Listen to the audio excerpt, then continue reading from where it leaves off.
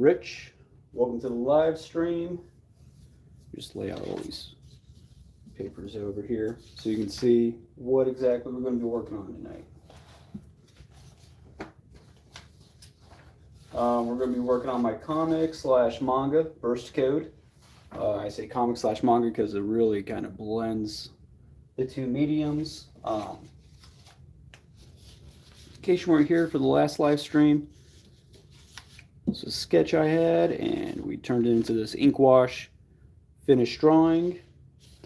We started this little practice piece, but here's all the layouts I got going on. Some of these are blanks. But yeah. So I got all these layouts for the comic or manga, you know, whatever you prefer. It really is kind of hard to nail it down. So I do blend styles, but also this is can be published in like a traditional manga, size format. So like Burn the Witch. So it's going to be at this size. This is A4 paper, which is basically 9 by 12, and from what I have gathered, we'll shrink down to this size. So get your coffee, get your paper, get your pencil. I'm going to get up my laptop and see how this looks. Make sure that we are in fact live. So hold on.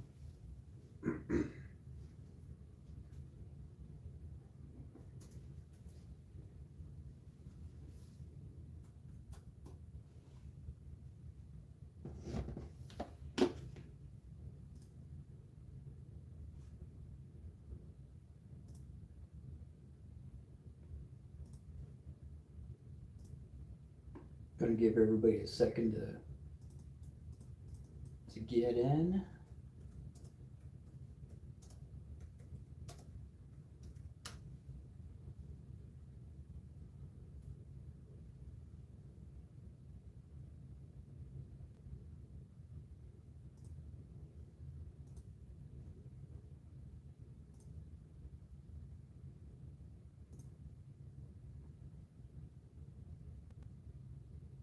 Alright.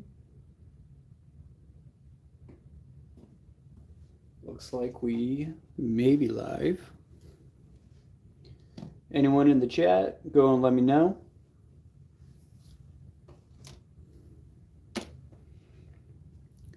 These are just some of my favorite tools.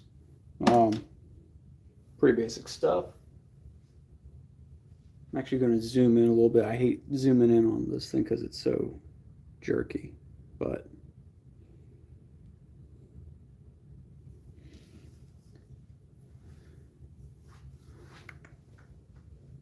all right.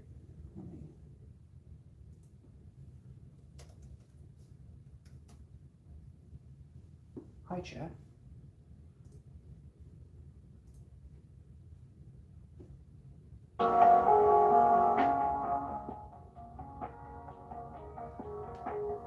I prefer to listen to lo-fi hip-hop. It's pretty chill and relaxing. Whoa, not that much, guy. I think that's a good amount.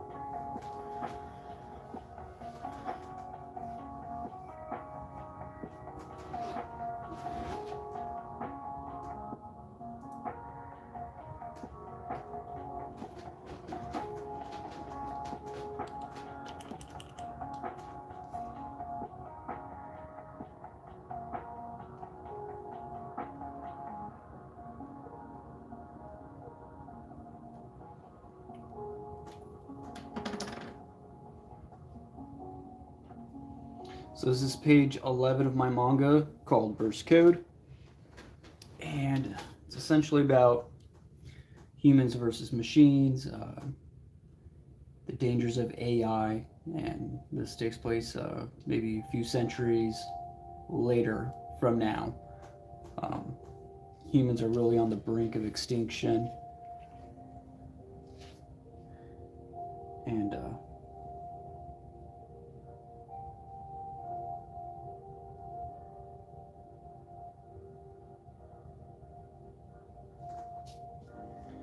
There's this giant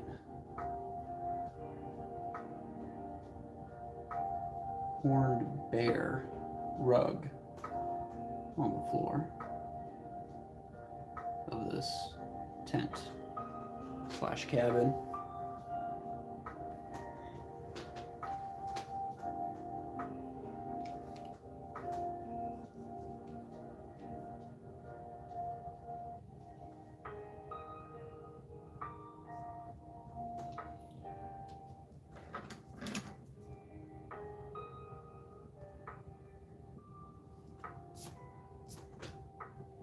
Trying to get my pencils as tight as I can on this panel, just because I'm not super confident with my perspective on crazy shots like this, so I'm trying to tighten up as much as possible. Hold on, I'm looking for a specific eraser.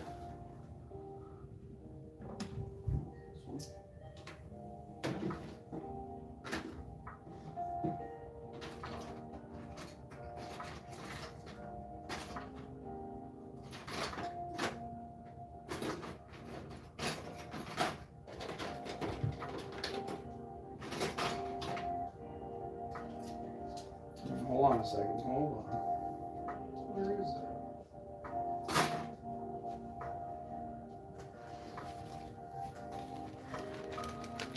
Hi everybody, how's it going? Welcome to the studio. Working on my manga tonight called Burst Code.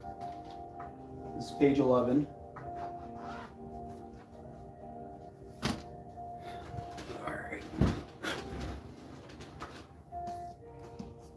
And the premise is basically people versus machines, and this is taking place about 200 years in the future.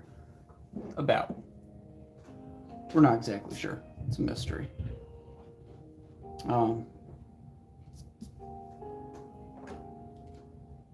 But about 200 years in the future.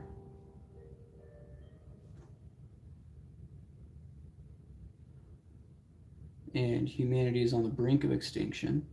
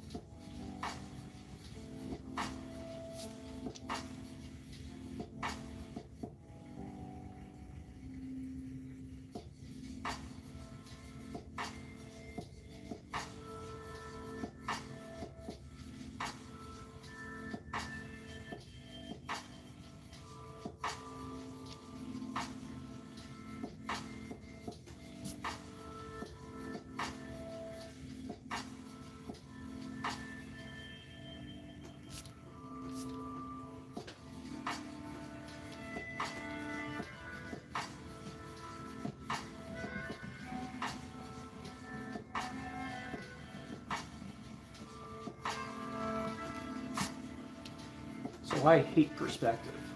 Not very confident with it.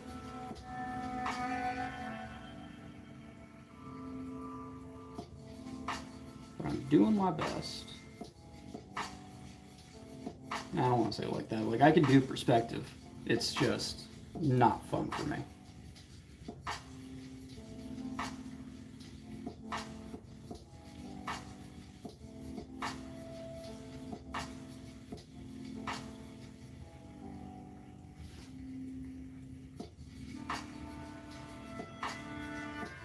Anyone here love perspective?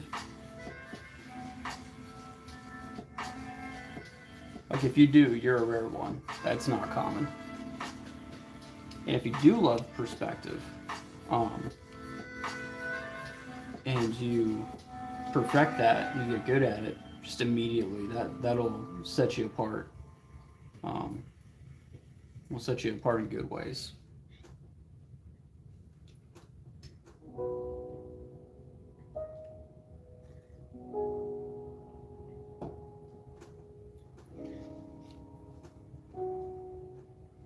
So basically, in the future, humans are being hunted by machines and this very devastating artificial intelligence called Orchard. Um, it's basically, this is after the singularity. Um, AI comes, advances technology even further, singularity happens, and then people just decide, basically go entirely digital and they get absorbed into the program basically.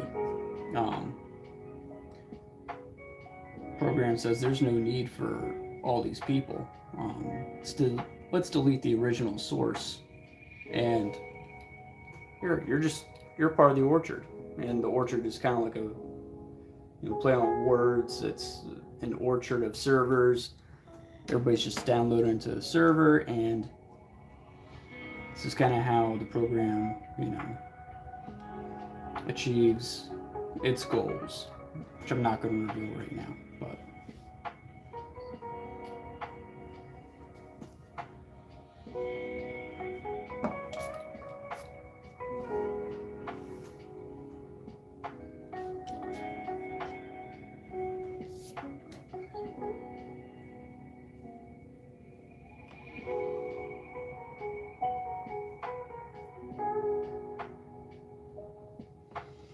So this right here, this is my perspective point. And here's my original sketch. I have it taped on there and I use the light box to get it transferred. But yeah. Sorry, I'm trying to get rid of this paper.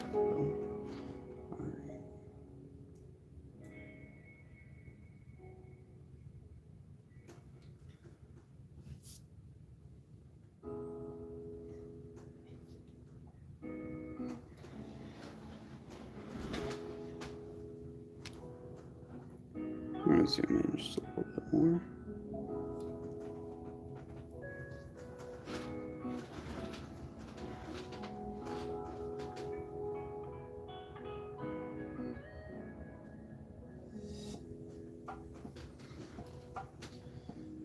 Alright.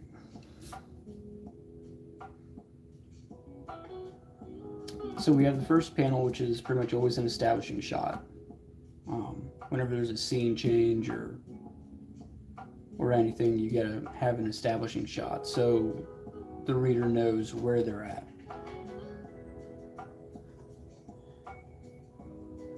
And this is after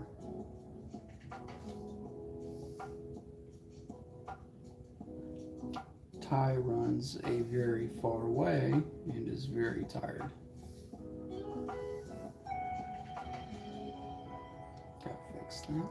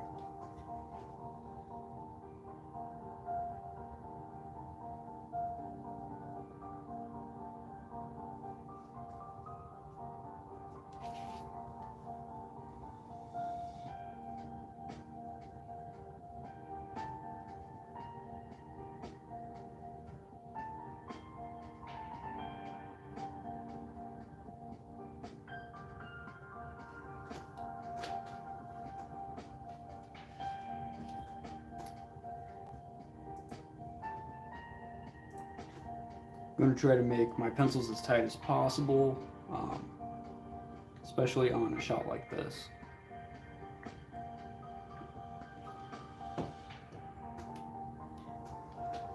I don't want to leave anything really to the inking stage. I want to get all the thinking done now while I can erase.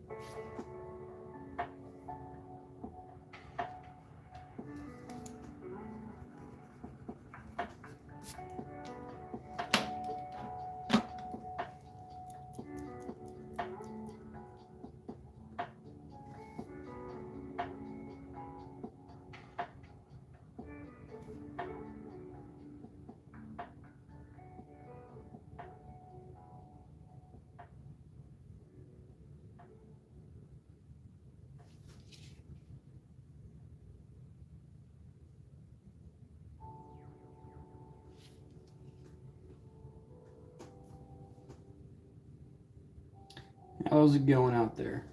I'm working on my manga tonight. It's called Burst Code. And this is page 11.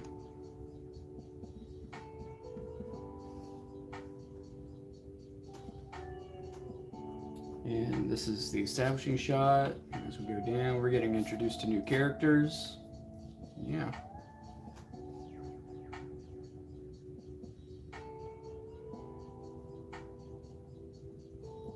If you can, hit that thumbs up button. It really helps out the streams and the channel. Still pretty small. Every little bit helps. Or don't hit the like button if you don't like me. But I would be super thankful.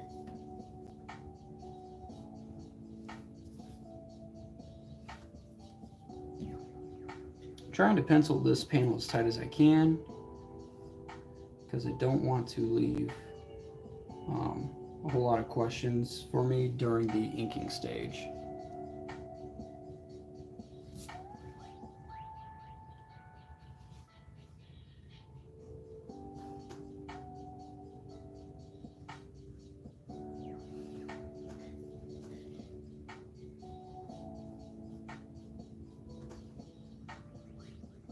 I do not like doing perspective.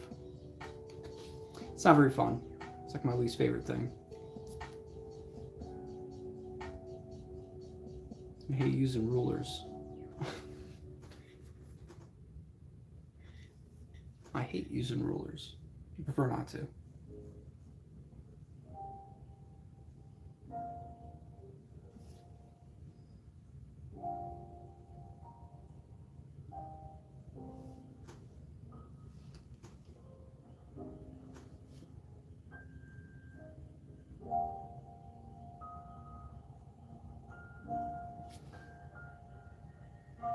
There's this giant pelt on the floor like a rug, and it's this giant horned bear. Which you're not supposed to know anything about yet. We got some characters in this room. We got Granny over here, who is a healer. Our main character Ty is in the bed. He's just found by them, and he's going to get an introduction to this whole new world.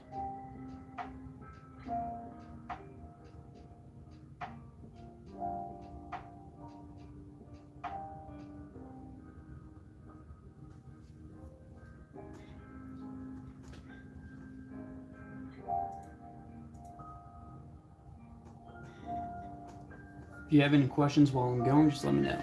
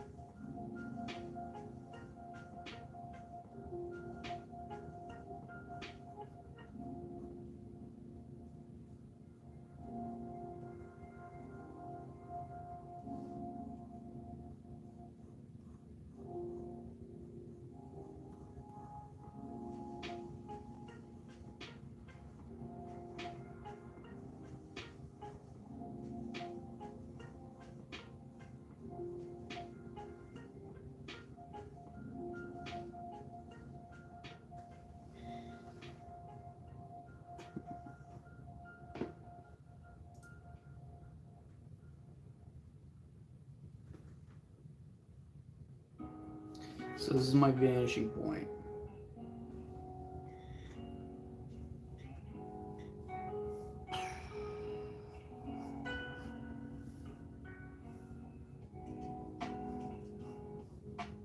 This guy should really be going more that way.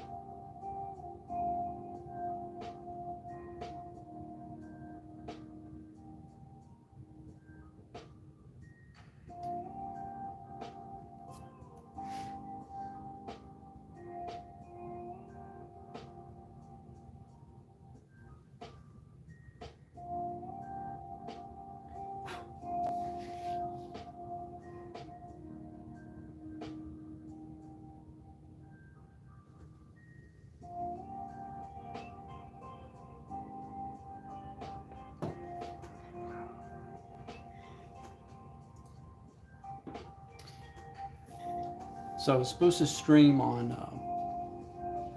what was it, Tuesday night?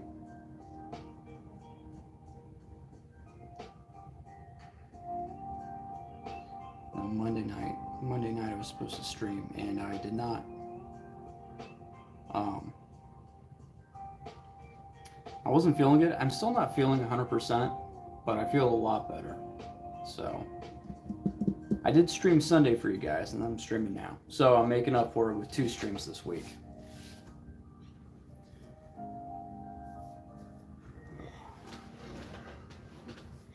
This panel is going to take me forever to figure out and nail down. So I'm just going to be jumping around from panel to panel, working on whatever inspires me in the moment.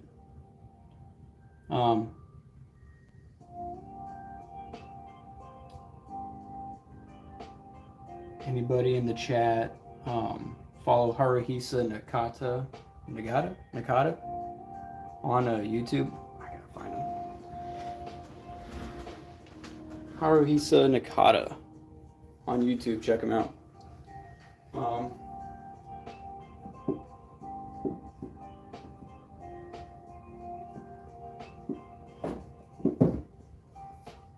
He is one of my favorite manga artists.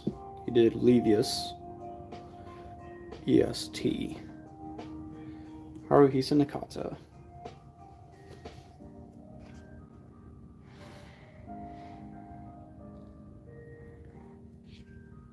It's one of my favorites. He's got this realistic manga style too. And the lines are very light. I'm convinced that he doesn't actually use ink. I think it's just pencils. Really clean pencils that he might darken up with, levels in Photoshop. Very few screen tones, which I actually think hurts him. Sometimes his stuff just isn't clear. Sometimes he gets super expressive, super cartoony, but sometimes he's just very realistic with his features and stuff. So good. Anyway, check him out on YouTube.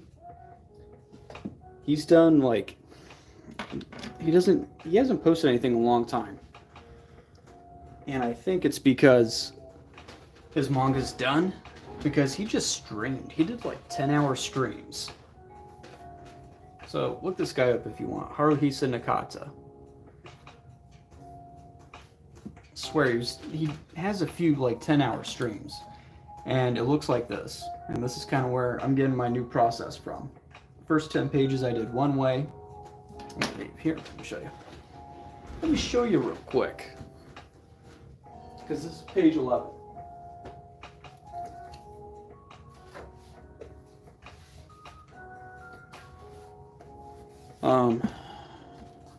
My first 10 pages on 11 by 17 comic board.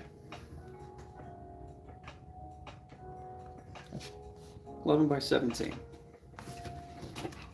So this is a 9 by 12 and 11 by 17. Big difference in format and size, obviously. Style is going to change a little bit just because of the time difference. I did those pages a while ago. And since then I've leveled up skill. Style's changed a little bit. I didn't know about this guy before. So yeah. I did those first 10 pages 3 years ago, actually. So, there's going to be a little bit of a difference.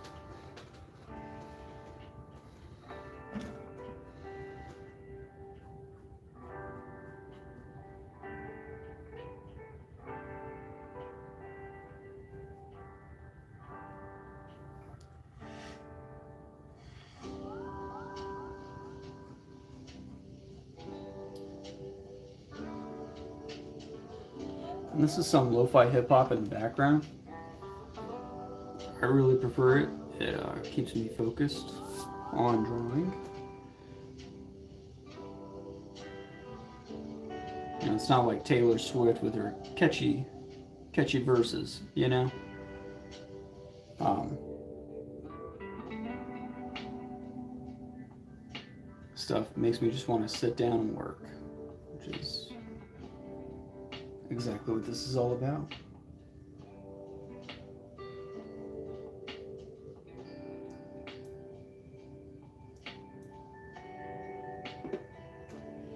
Sorry, every now and then I'm just looking over at my laptop. Make sure that everything's going well in the stream. Let's take a break from that panel.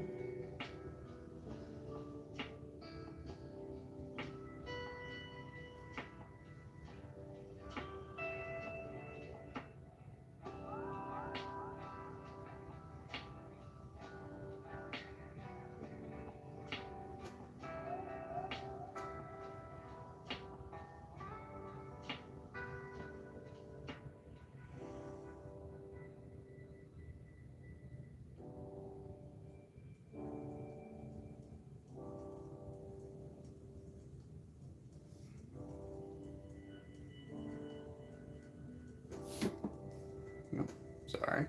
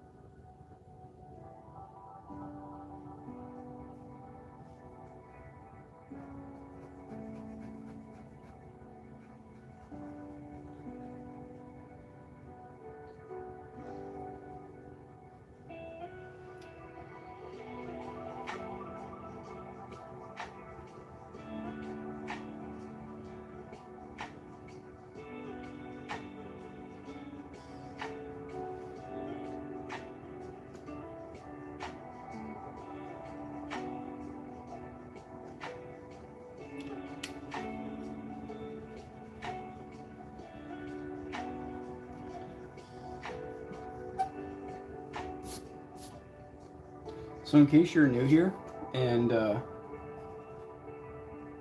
haven't been here for a stream before, you can go to my channel, my community tab, and vote for for the subject of the next stream.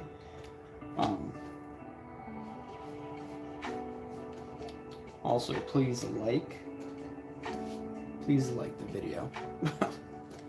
Really helps.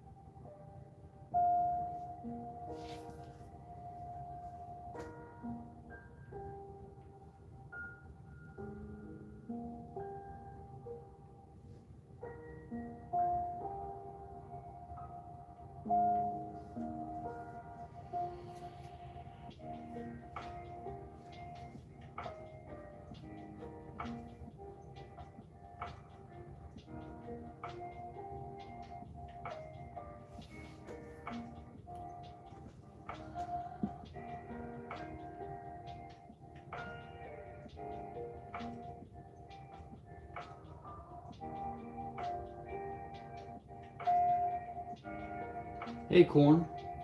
Don't mind my display name. Okay. So I'll just call you Corn. I'll mostly be lurking, so sorry if I don't type as much. I'm glad to have seen the stream on my feed, though. Awesome. Glad you're here, Corn. Feel free to lurk.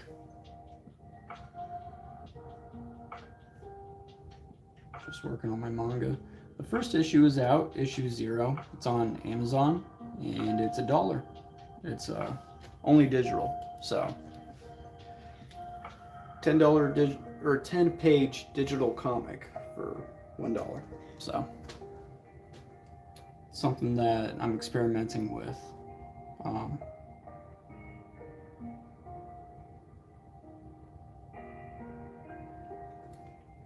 Just with like crazy economic times, I think a $1 10-page comic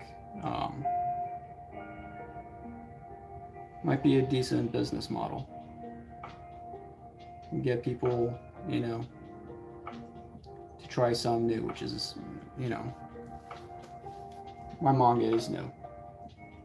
Nobody knows anything about it, so I think in order to get people to test it, you know, try it out, people will be like, I could lose $1, you know.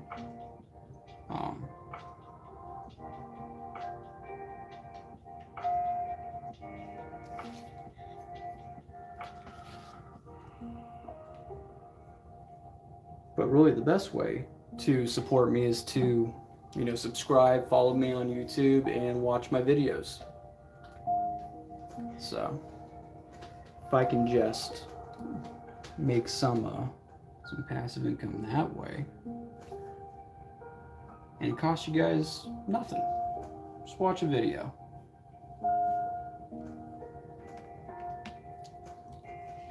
That is the best way to support me and my comic.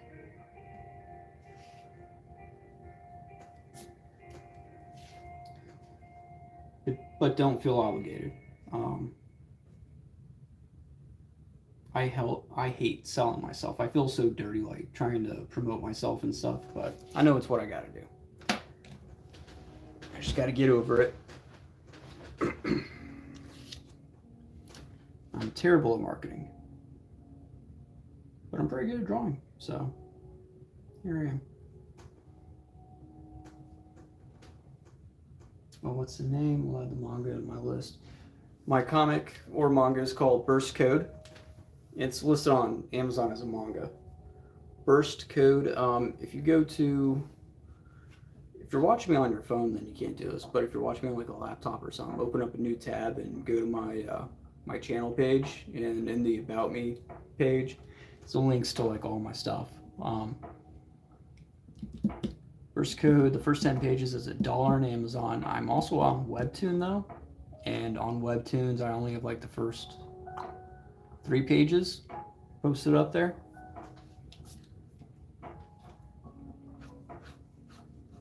I'm not sure when I'm going to post more. It all kind of depends on when I finish this. So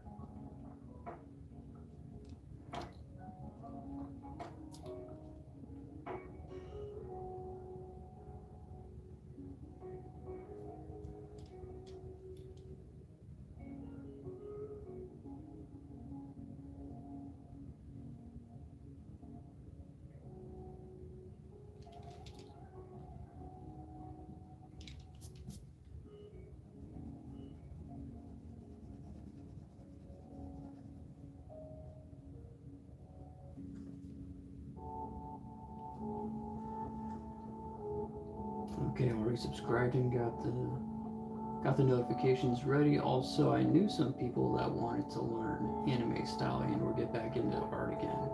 Should I share the channel link then? Absolutely. I have a bunch of tutorials on here. A bunch. I do a lot of dynamic anatomy and character drawings, and this is what I do: traditional drawing, pencil and ink. Although I have quite a few videos with digital drawing and painting, kind of moving away from that.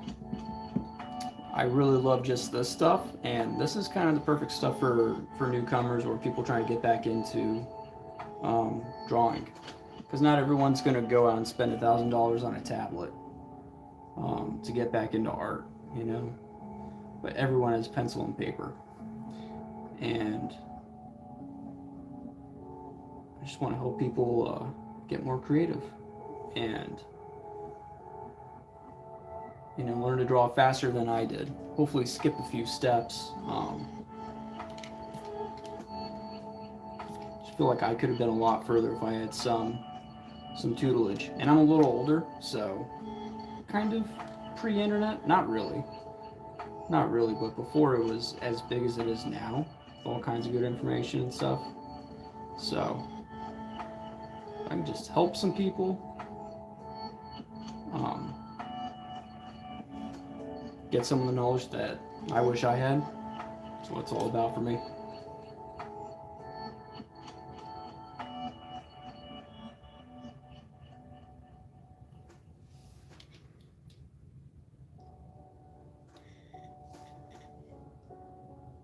I haven't drawn since I was a kid, and I see digital tutorials everywhere, and whenever I see traditional art, they usually do hyper-realistic stuff like portraits. So to see your stuff is refreshing. Good, good. Well, I'm glad you're here. I do a lot of comic book and manga style art.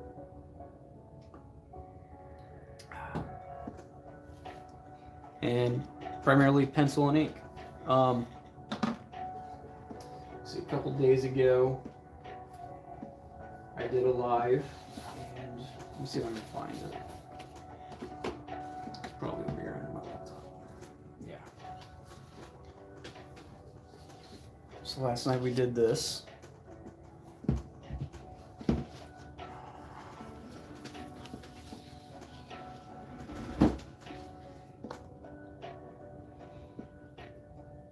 So starts off as a sketch like this,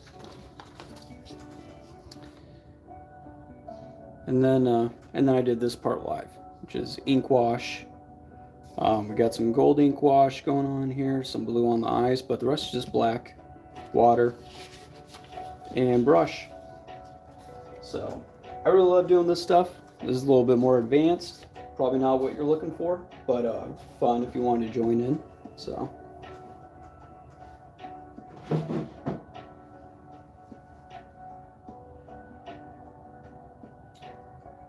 Shadows Luna looks so good. Thank you. Thank you, Corn.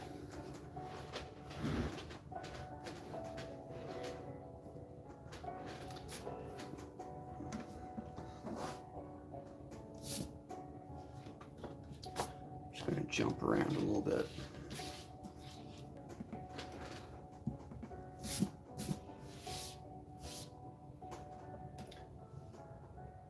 So one of my favorite artists, Haruhisa Nakata, when he's drawing in his videos, he has like 5 pages, you know, just a bunch of pages really laid out all around him, and he's jumping around from page to page to page, flipping them over, and he has this light box on like the entire time. Let me see how this looks if I do this.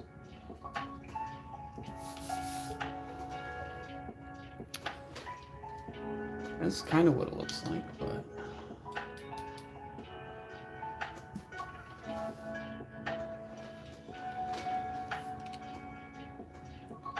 yeah. I haven't seen anybody do it how Haruhisa does it, and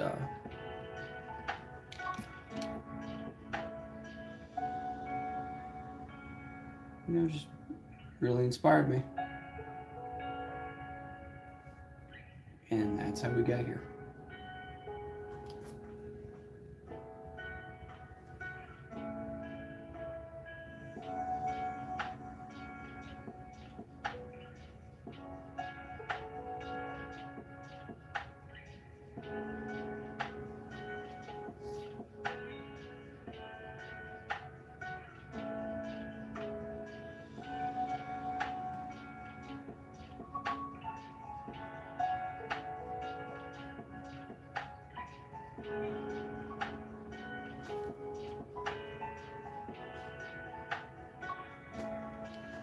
Alright, so that, the last time I did art, which was a while back, because in real life, stuff does get in the way. Yeah, it does. I have piles of papers in different places, and my light box was in the center like a beacon. Yep. Life does absolutely get in the way.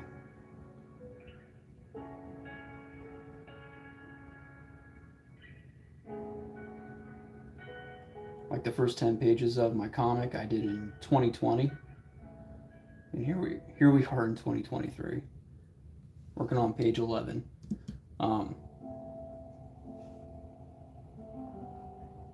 Dude, like I penciled and inked them in 2020, and then spent a few years just with life getting in the way, coming back, trying to work on it, and like figuring out the format. Like I did it all traditionally to print as like a comic, the size of an American comic, and by the time I came back, like I was trying to color it, and just wasn't liking where I was at with my colors, and I was like, well, maybe I'll make it a webtoon. So I tried changing it to be a webtoon, which didn't look good, and I was like, I really got into manga. I was like, maybe I can just do screen tones. That would save a lot of time. I could do screen tones, right? I don't have to worry about colors. And yeah, and then I was like, well, what if I change the size, which is where I'm at now, make it manga sizes, smaller paper. I don't have to come down to the studio to work on it. I can work on it upstairs on a piece of board. It'll streamline the process, and then pencil, ink, and then screen tone.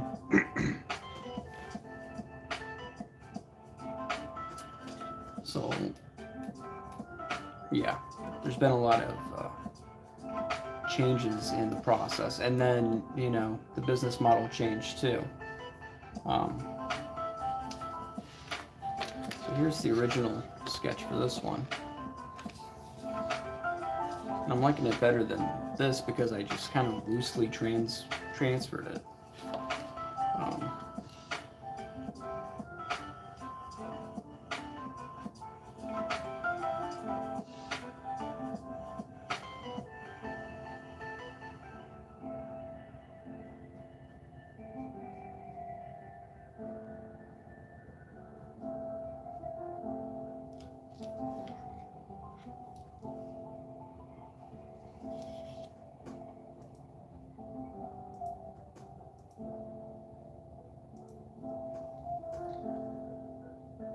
Well, now I understand. I had this one art project as far as many months ago. But again, life stuff gets in the way, so it took months to think of design, pose, find reference, side colors, etc. Yeah.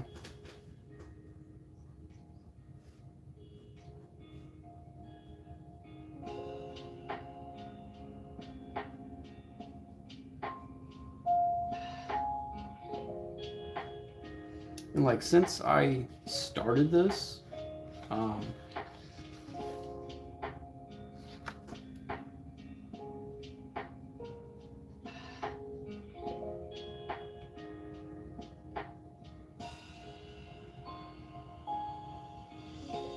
yeah, so since I started this in 2020, like we had a whole pandemic.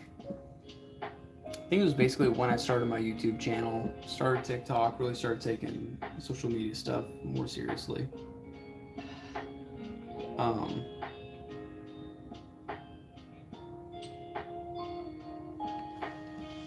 Like, I quit my job of 5 years to start a business, and me and my wife started a business, and now we're business owners. I got like 2 kids. I got a lot going on already.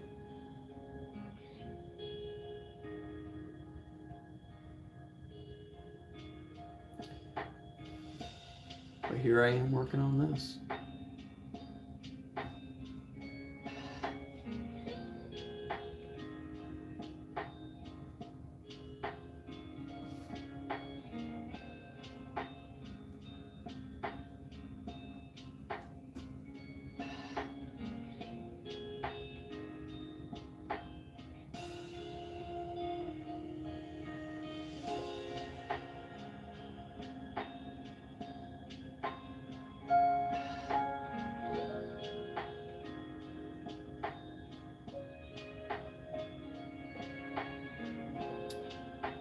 want this lady to look old and witchy, but not evil.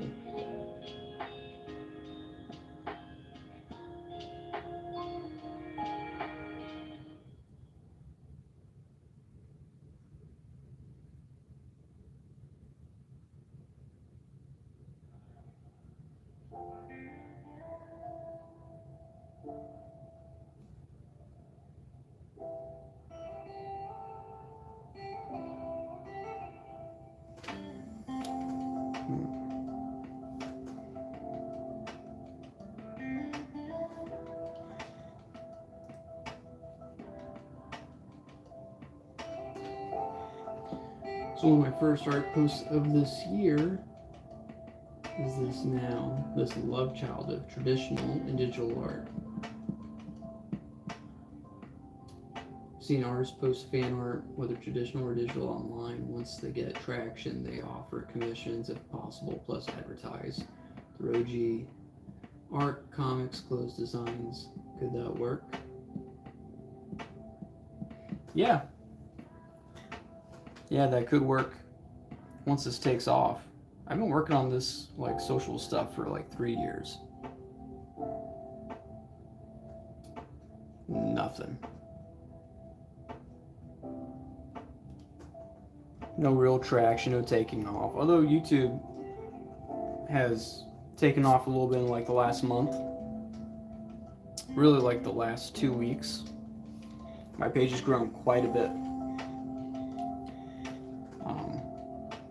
I've gotten like a lot of new subscribers recently. And it's kind of like, damn, about time, you know?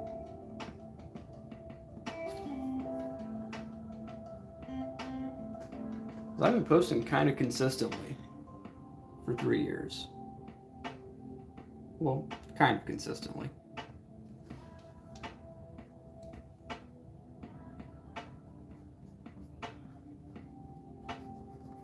I mean, I've got over 100 videos on my page.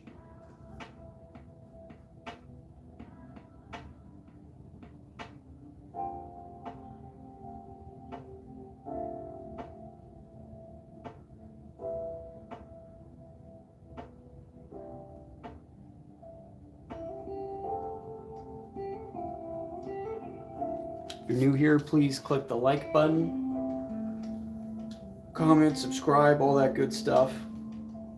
You don't even have to subscribe. I've reached all the subscriber counts that I actually have to get monetized. I just need like watch time. So, you guys just want to watch, hang out and watch.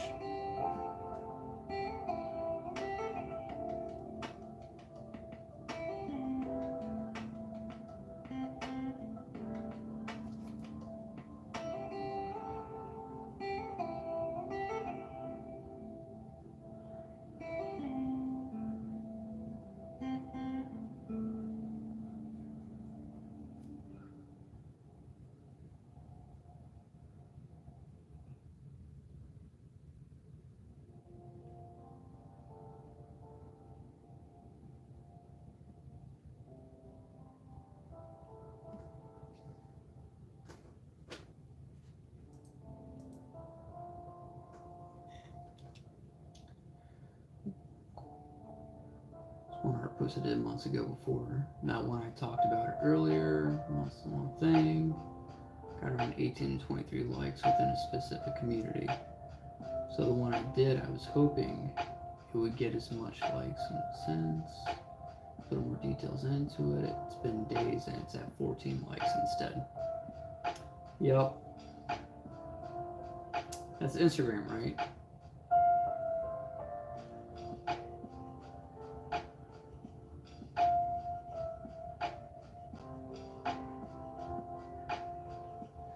So is that Instagram or Twitter? Where are you posting?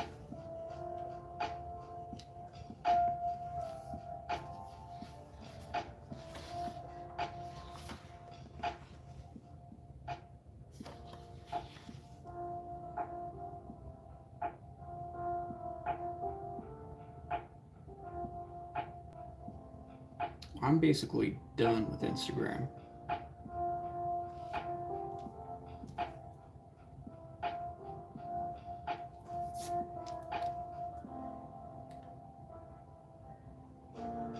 really am. I've tried doing like paid stuff, um, paid promoting on like other art pages. They don't really work.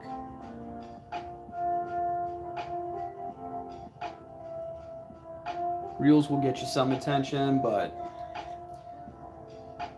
it's not huge. And if you're not doing Reels, Instagram doesn't seem to like you. So, okay, on Twitter. I'm not expecting hundreds, but I thought it would still be somewhat as cool. Yeah. You really gotta like it.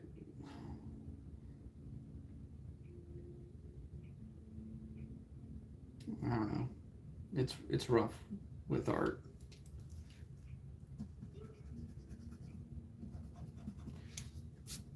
Social media is weird, you know.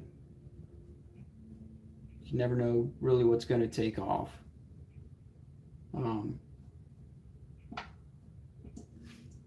Because it's so random. So random. I don't know what the code is, you know. We don't know what the source code is, and we don't know. Sometimes it's just you didn't post at the right time of day, you know, on the right day.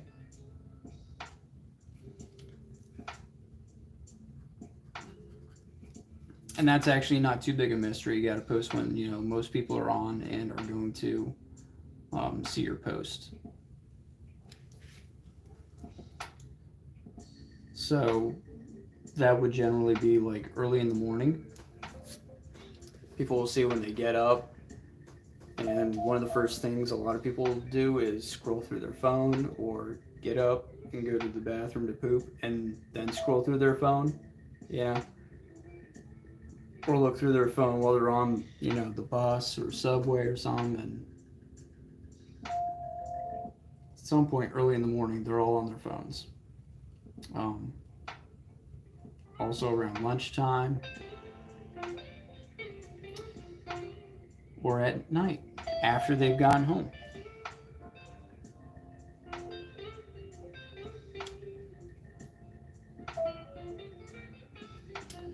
But don't do it on certain days. Certain days, most people, for some reason, aren't doing anything. So.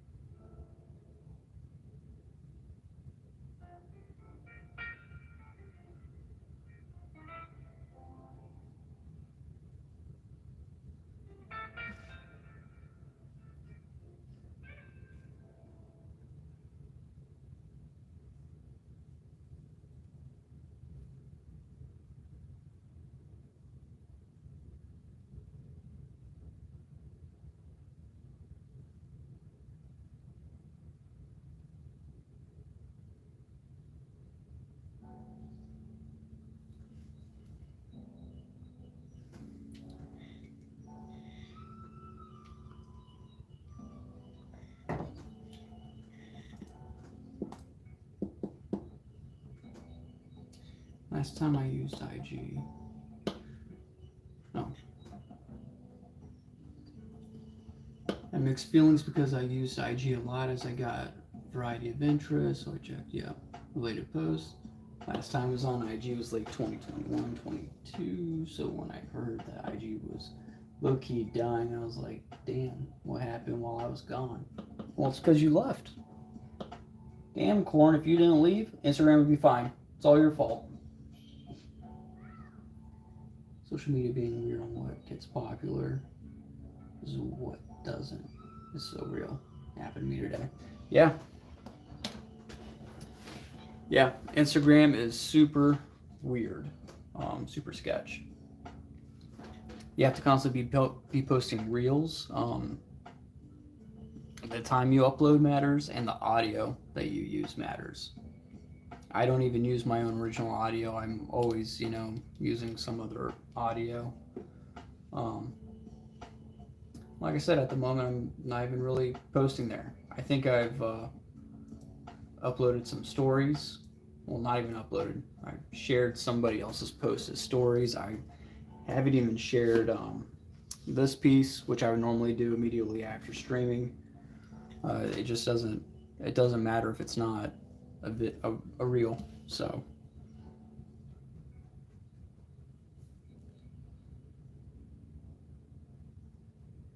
Instagram seems to think that they're in competition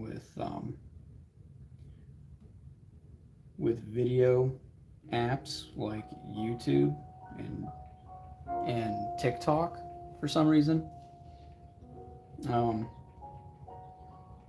I think we would all prefer if they just stayed in their lane, you know? It's images.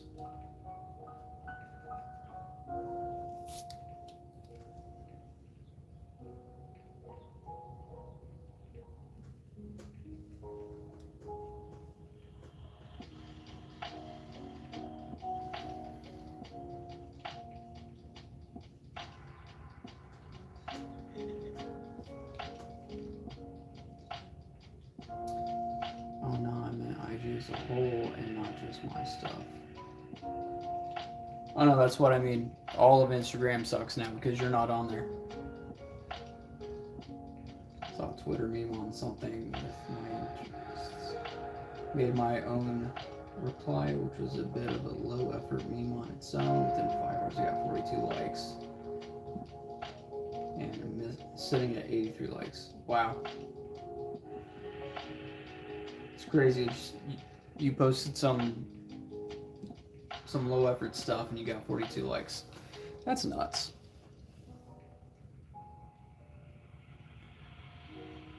It's really nuts because it's like, you know, if you invested like 16 hours into a drawing and posted it, it would get nothing.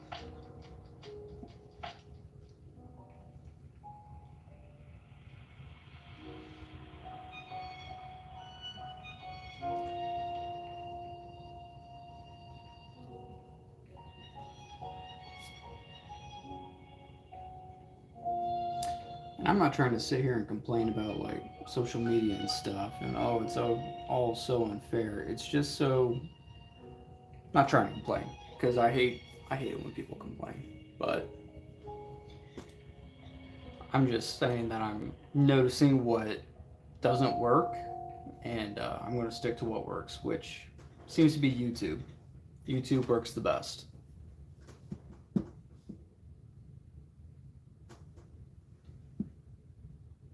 Our post just saw my emojis. Yeah. And yeah, I got revisit IG when I get extra time. There must be so much to catch up on. No, don't visit Instagram. There's no point. Not unless you're just really curious. It's fine. Like I'm still on there, and I look at all the memes and shit when I can, and I'm actually trying to pull back from Instagram. Just not specifically, just you know, social media in general not being good for you. You know, trying to pull back on it all. But algorithm wise, growth wise,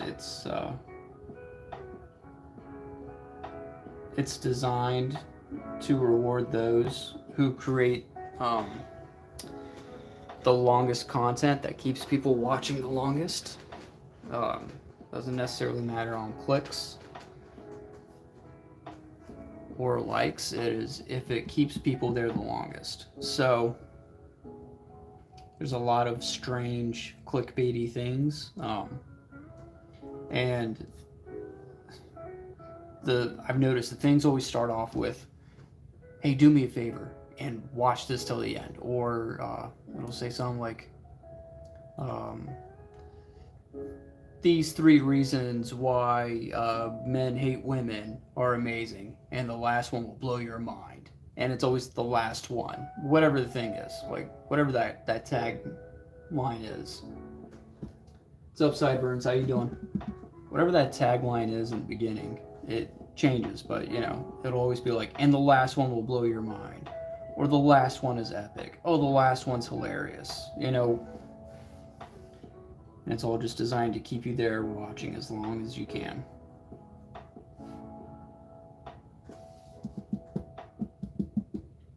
Yeah, my comments aren't necessarily me complaining. Yada yada. Yep. Content farming turns me off, even on YouTube. Yeah, I get real sick of it. Oh yeah, and the quality over quantity style, whatever catches attention, curiosity. Yeah, it's so annoying and draining. I feel like I'm just getting advertised to all day long now. Even with people's personal content, I feel like, oh, this is just more advertising.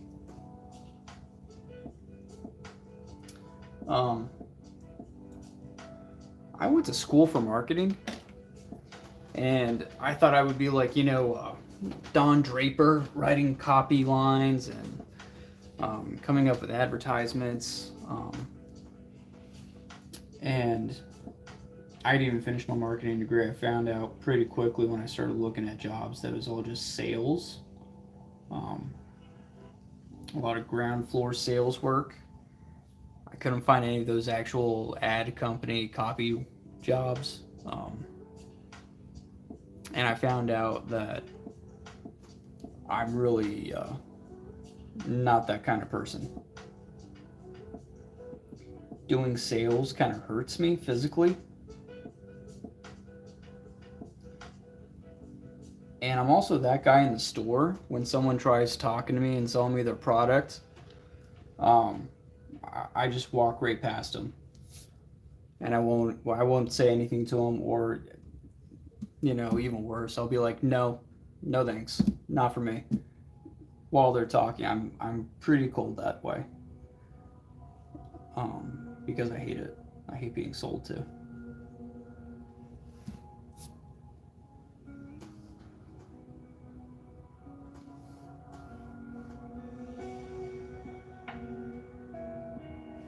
Which is why it hurts me so much to say stuff like, please subscribe, like, comment, all that stuff. It hurts me physically to say that.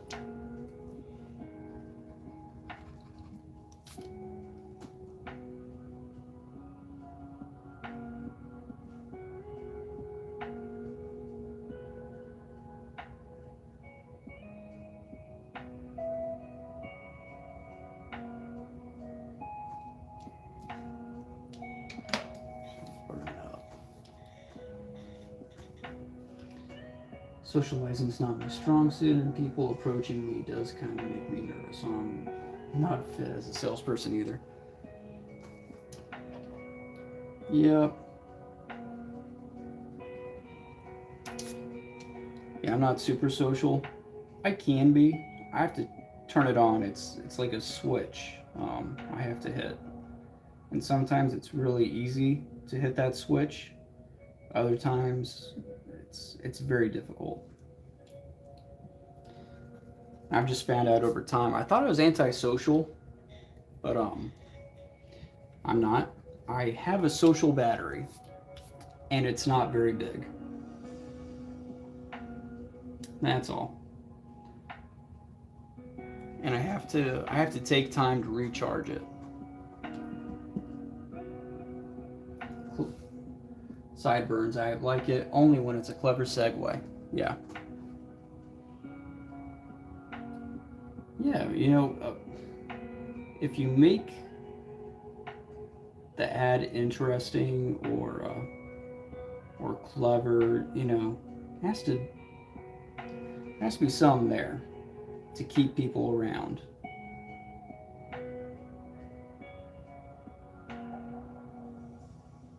Most of them are not clever. Most are not. But yeah. Every now and then you get one you're like, oh yeah.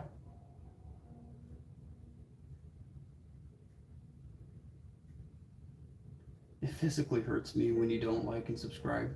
Yeah.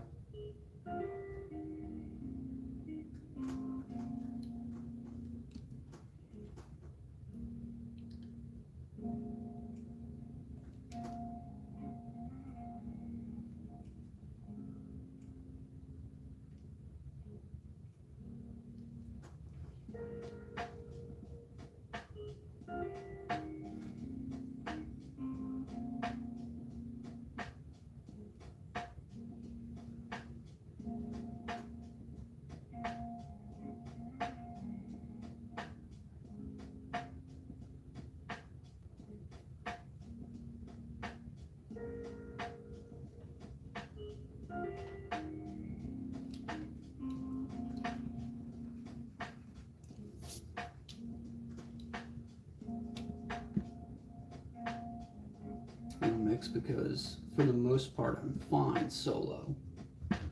But if there's an event I find fun, I'm different. But sometimes I do have a limit. And you know, I'm very different with people that I know versus people that I don't know.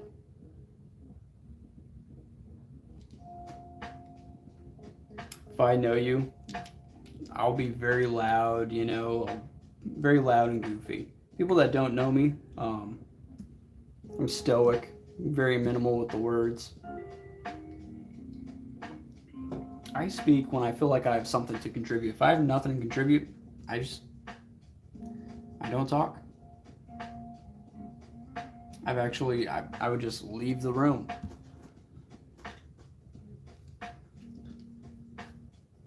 Sometimes at work I'll go into the break room. Not currently at my previous job. I would go into the break room, look at the post schedule, you know, put my stuff away, get my coffee, and everybody's standing around chatting, and I'm like, well, I've got nothing going on here, got nothing to contribute to any of these conversations, and this room's looking a little crowded, and I would just leave. Like,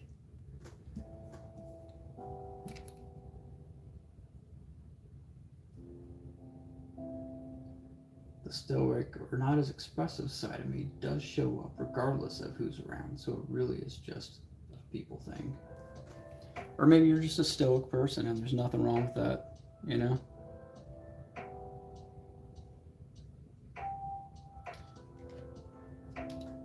I'm a stoic person. I can only talk so much, you know? I love my wife. We get really goofy and crazy sometimes, but even with her, I have my battery. And after that, I get pretty stoic, and then I have to come downstairs. I have to draw. I don't just draw because I like comics and manga. I draw because it's important to my soul and who I am. This is my recharge.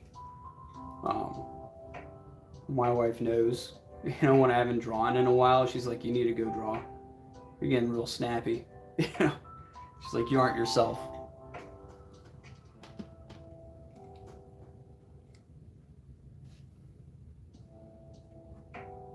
Like, I could not go months without drawing. If I go a few days without drawing, I feel off.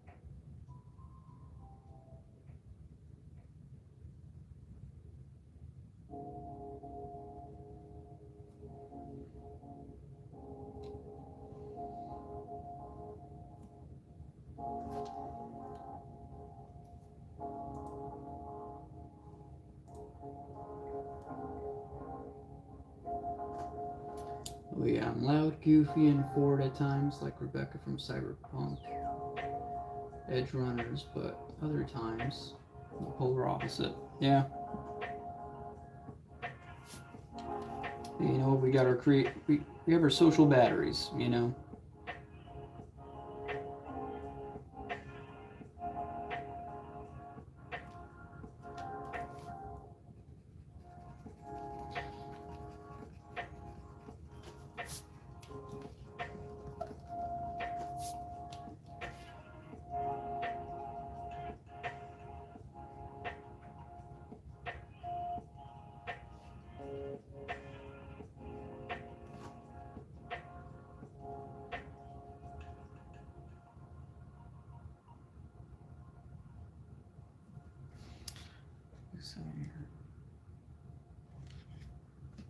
He's supposed to be a little suspicious, not happy. So let me change that mouth.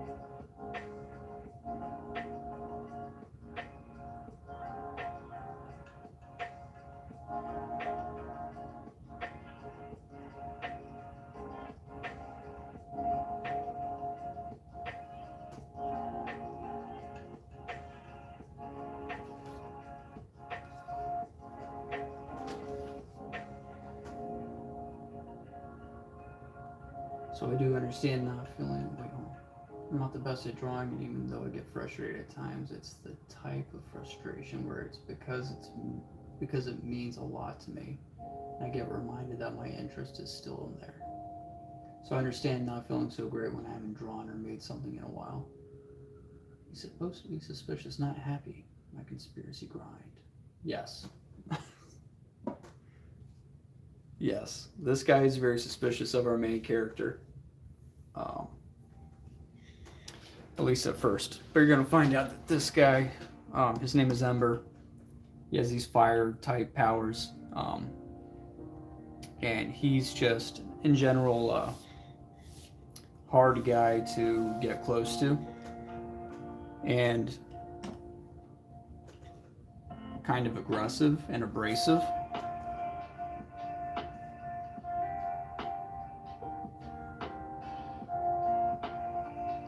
So yeah.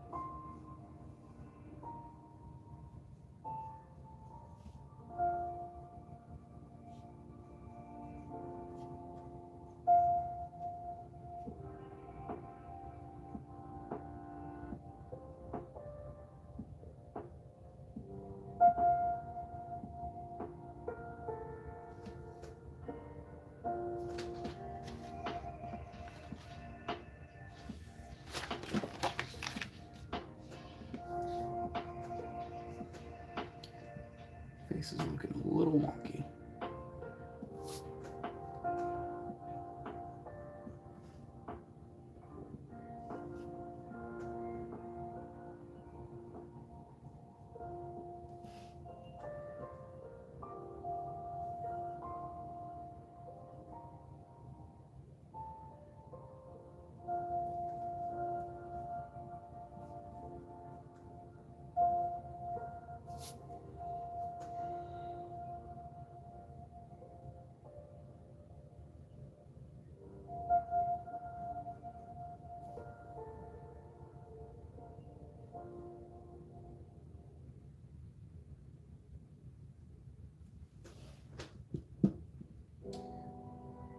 Comic tips the government doesn't want you to know. Yes. That sounds fun. I've been toying around with the idea of like a conspiracy-minded comic, and yeah, that's all I'll say. Been toying around with the idea. The biggest barrier for me to doing a conspiracy-minded comic is all the research involved. Because, like, there's no shortage of conspiracy theories. And there's no shortage of, like, true conspiracies, right?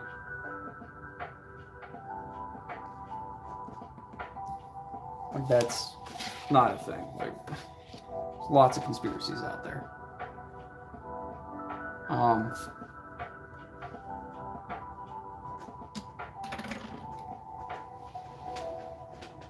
So, like, I wouldn't want to do,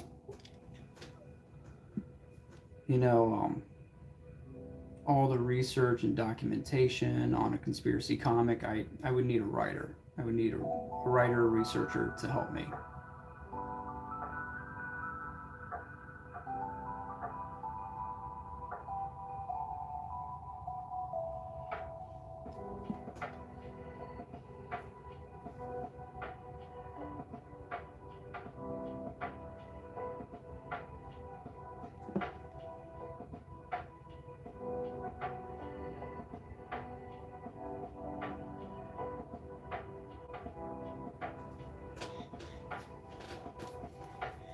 I don't know why I'm struggling with this mouth right now.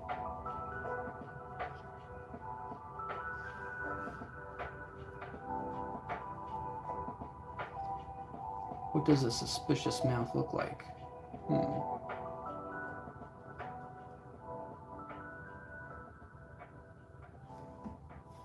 Maybe like that.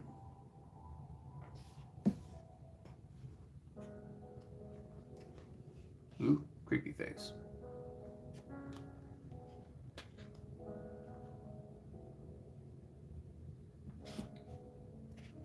His drawings are so good. If you go check out his YouTube, look at this hair. Like, damn.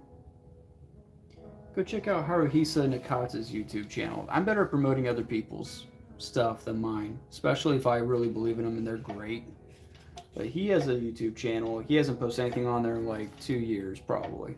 But and it's all just silent live streams. So probably it's not that interesting for like 90% of manga fans. But if you're in it just for the art and the craft, he has an interesting process.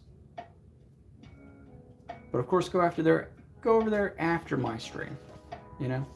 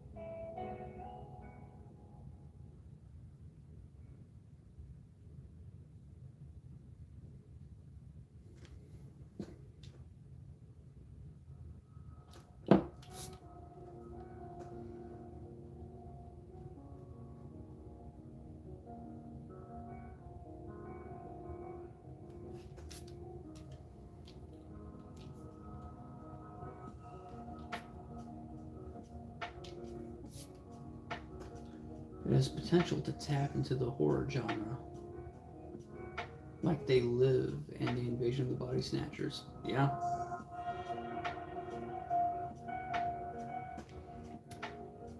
Yeah, has great horror potential. And I've experimented with doing a comic about cryptids or monsters, you know,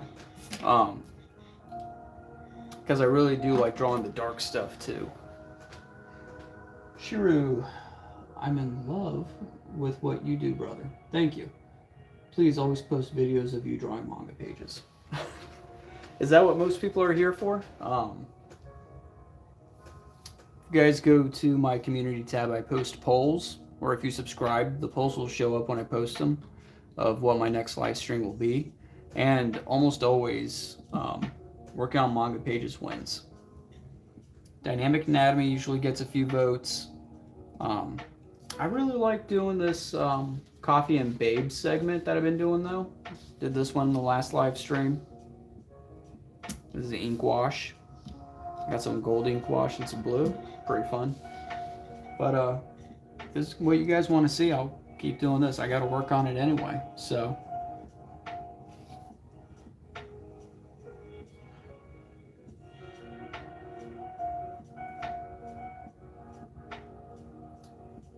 And my comic is called Burst Code. It's over on Amazon. Issue 0 is up. It's 10 pages, $1. Quick, easy read, and it's only $1.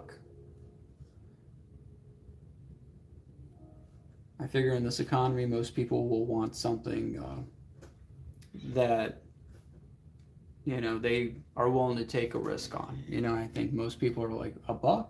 That's like nothing. And I'll be willing to try that out. Which I hope is true. What do you guys think? Is that some of you guys believe in too? Cool. Shiru says I'd happily buy it. Well, you can find it over on Amazon, Burst Code, or you can find a link in on my channel page, the About page. There's like a few links. I'll be putting links. Well, hold on. Let me put one in the chat since I'm here.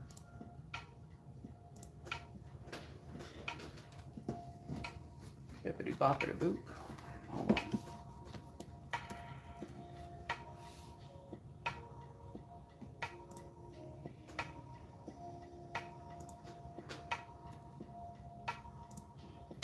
I'll put it in the chat. You don't have to buy it, but just because you said I'd happily buy it, I'm putting it in there.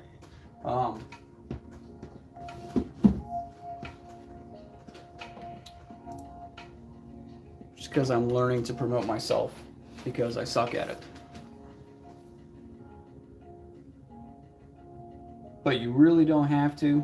The best way to support me, it's free to you and costs you nothing. Just watch my videos. Help me get monetized, passive income for me, and cost you nothing.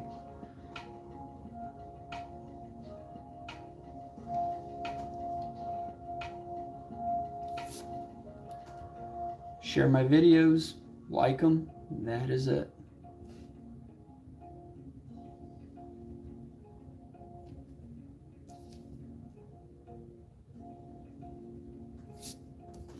Sometimes I just struggle with stupid things that I'm an expert in, like faces.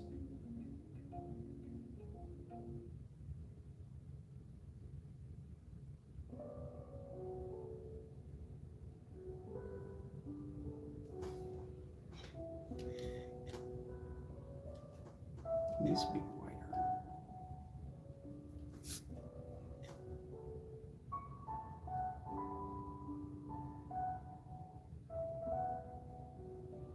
Probably just didn't properly warm up.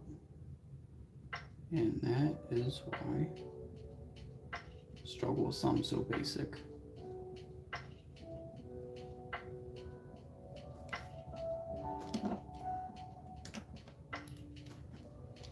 We'll give it a look. Thank you, Sideburns. Corn, if you got friends that are looking to get back into art, especially traditional manga style, suggest the channel. Yes, please. Thank you. Thank you, Corn. Yep, I do. I have all kinds of tutorials up already, ranging from perspective to dynamic anatomy. I do comic book and manga style art. And now this neck is too thin. We'll teach you guys all kinds of things, like how to draw and how not to draw.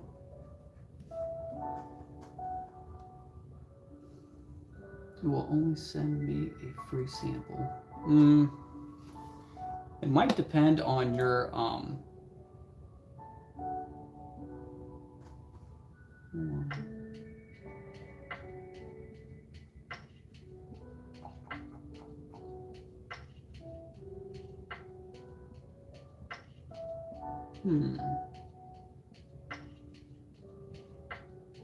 That's weird that it's only letting you read a free sample.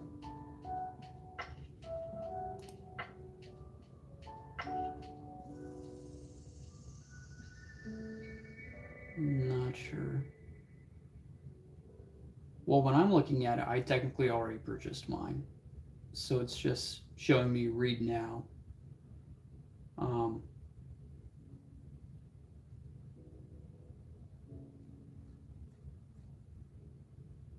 I don't know. I've seen my friend buy it, and she was buying it on her phone, and it was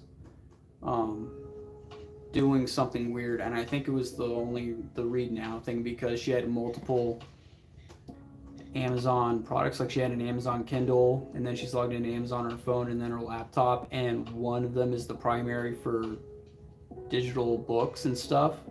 So it would only let her do it on a certain device. So that might be the issue that you're running into, or it's something else entirely that I am not an expert in. So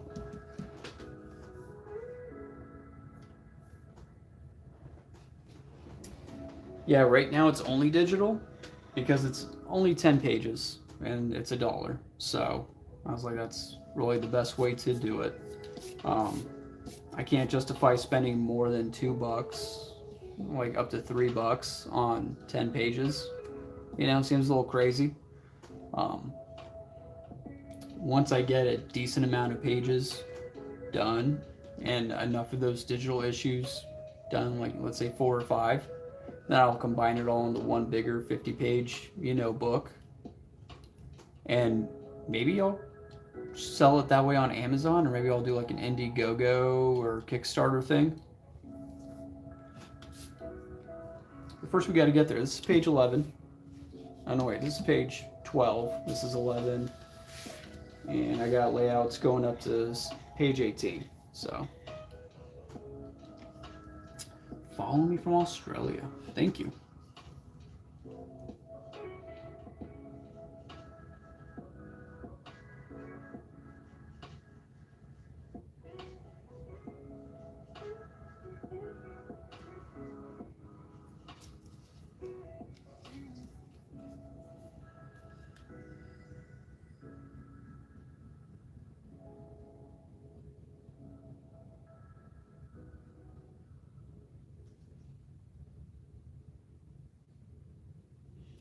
So while I got you guys in here, are you guys bigger fans of manga or comic books? Manga being the Japanese comics, or American or European style comics.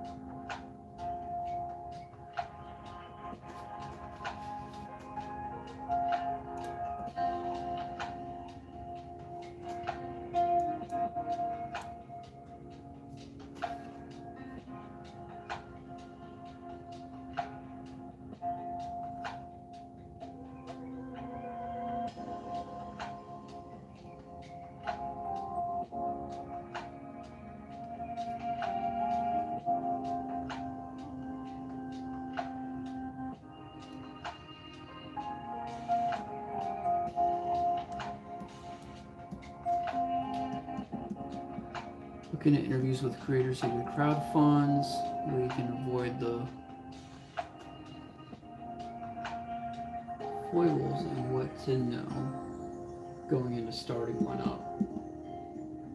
Yeah, I like both, but more familiar with comic book. The Thing and the style varies. So to give an example of what I want to do specifically, I think comic book Nightwing and Red Hood, and no to the old ones. Oh, and no, not the old ones. Okay. I read more manga today because I'm picking on the stylistic elements in my own work. Cool. Yeah, I'm getting more into manga now. I did not read manga as a kid. I couldn't stand it. I was like, why don't they just color it? American comics are colored, you know? So I thought it was like American comics did a lot better than Japanese. It was just like, well, you didn't color it. You're like halfway there, you know? It's half finished. But nowadays I really like manga more than American comics. Especially new American comics. They just kind of ruined it for me, you know? I was a huge X-Men fan as a kid. Just all the X titles, really. If it had an X in it, I read it. And now the X titles really just suck. They aren't up there anymore. But yeah, I've started to learn to appreciate screen tones and the storytelling ability of some really great Japanese artists. Like, they aren't even doing action stories sometimes, but they make everything seem so dynamic and full of energy. And I really appreciate that stuff, and I love it. Taking notes all the time. So here's just what I got around me. Like, I got Haruhisa Nakata, you know, I got Burn the Witch, which is Tite Kubo. He did Bleach, and now this one. But this one is my favorite. I own like 10 volumes of this. Bakuman. It's created by Sugumi Oba and Takeshi Obata. They created Death Note and a few other titles together, like Platinum End, Hikari no Go. But anyway, Bakuman is my favorite. And it's about these two kids, these two high schoolers that decide that they're going to become manga creators together. And it is just amazing. There's so much energy in here, and so much drama. Just tilting the camera a little bit, just changing the angles just slightly, a lot of speed lines.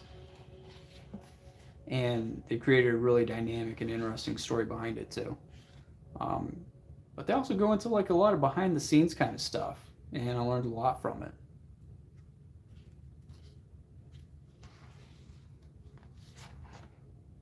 Look at this screen tone work, making it look dreamy and bright, and then, dude, I don't know, just really captured me.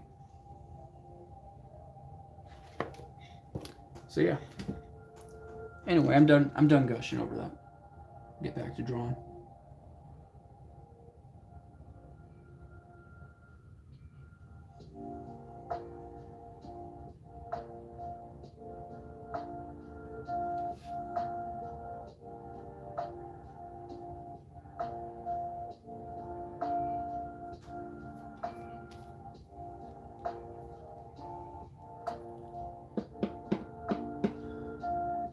Okay, picking up on, I read Doro, whoa, what is that? Doro Didoro.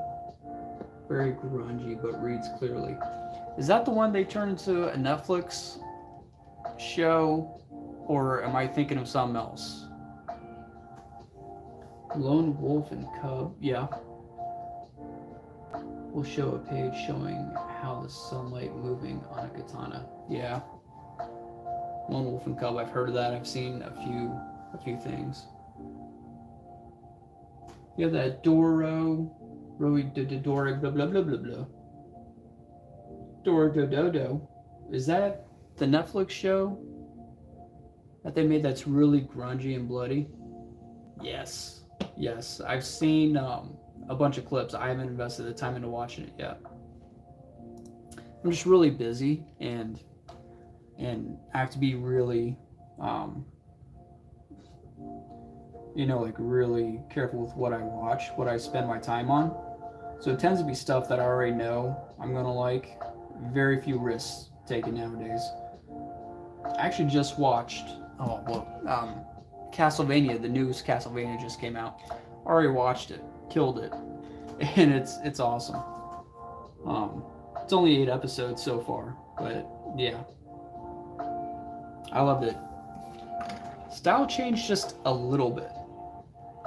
Like some people probably wouldn't even notice the style change, but but I noticed on the kids, especially, they look younger and more youthful because of the style change.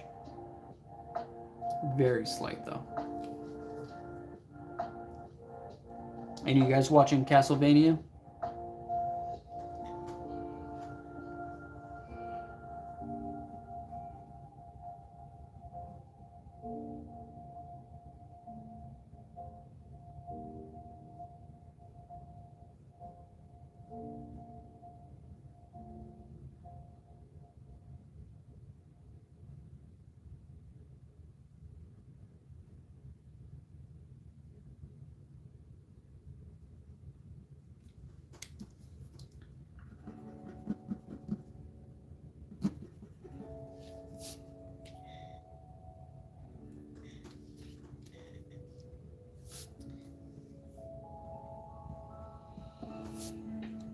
Anybody else watching Castlevania out there? The newest one?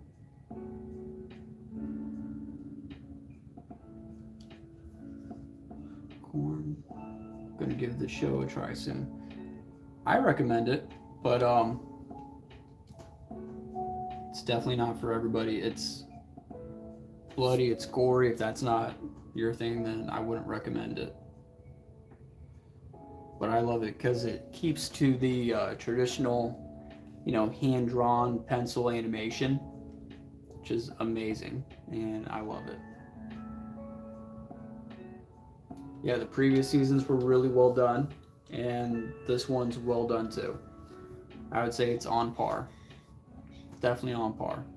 Like I said, just like a slight style change. I doubt most people would even notice, um, unless you have like a very critical eyeball and know a decent amount about animation and art. Like I'm sure you guys probably do because you're watching me. But most people wouldn't. Oh, it just hurt my back.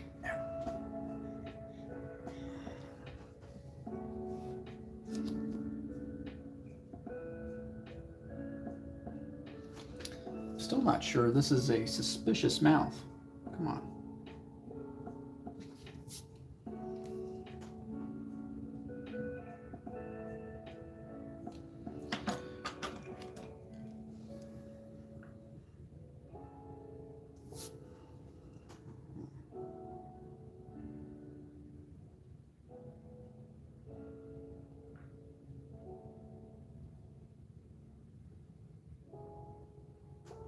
I feel like that's better. It's just too small.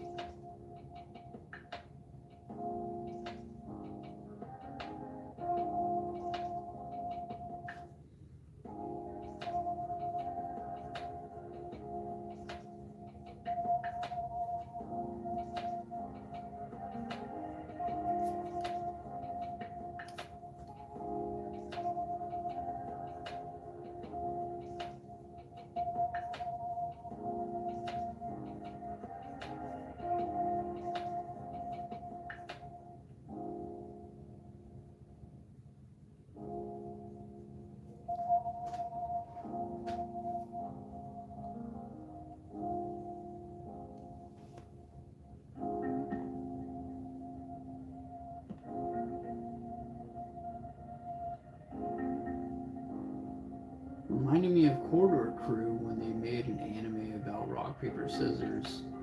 Oof, they don't watch anime. Yeah. Like the previous seasons. Oh, I totally missed that. Sideburns. What you said about Corridor Crew. Dude, screw those guys. Using AI. Never. Oh, I don't mind that. I've seen art and cosplayers dedicated to it, and they all go 100%, so it sparked my curiosity. I was like, huh? This show must be something. They used AI art in the animation, but also I get Corridor Crew are artists and they're experimenting. Whatever. And when I see screen caps of certain shots and scenes, I see the details, color choices, thick and thin lines from the art POV. I get the appeal. Yeah. Yeah, like I said, Corn, they're sticking to the hand-drawn animation, which is great. It's a show we all like about animation, right? But those corridor Crew guys, I never heard of them until they did the whole AI thing. Man, fuck AI art.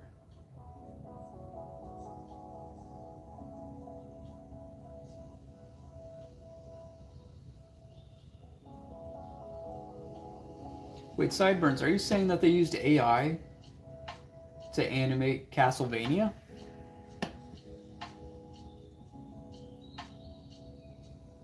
I gotta Google that now. Oh.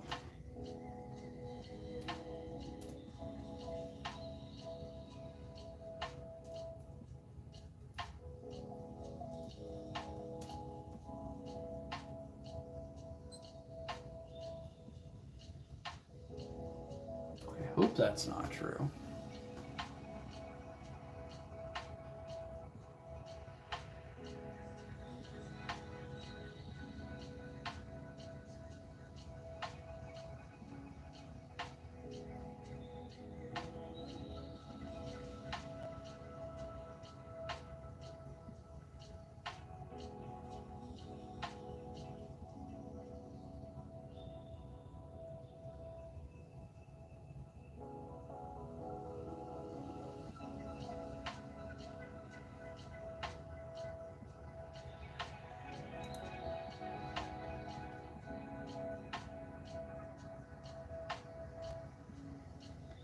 Better not be using AI. Dude, if I find out.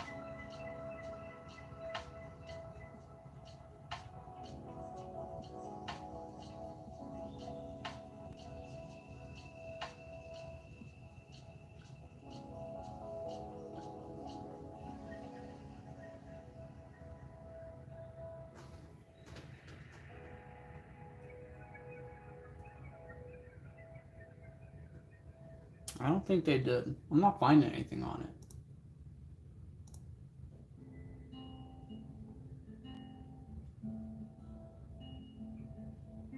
Oh, okay. Whew. That was close. Alright. I'm like, man, if they used AI and I didn't even notice, I would be ashamed. Absolutely ashamed.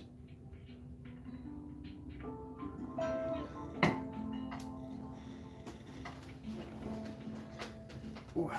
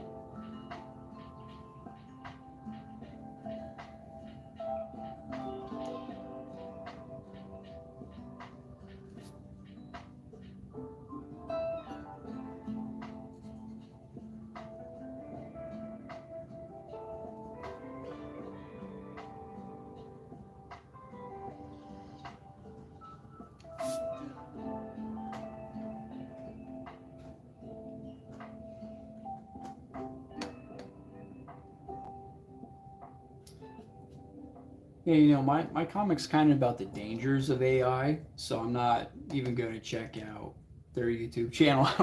I don't care. I'm very against AI. It's not, you know, there's narrow AI, which is basically what's on your phone. You can talk to it, tell it to, you know, play certain things, look up a video, or, you know, pull up an app, call your mom. That's narrow AI. There's broad AI,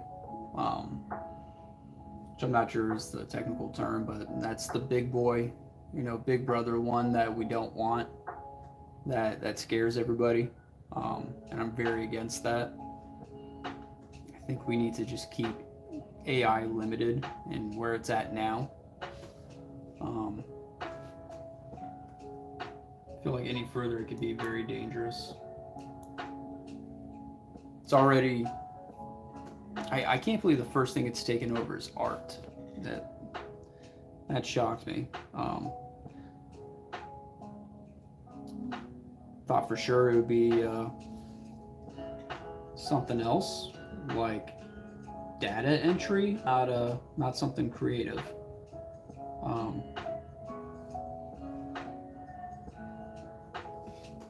I thought like the last thing it would be able to replicate is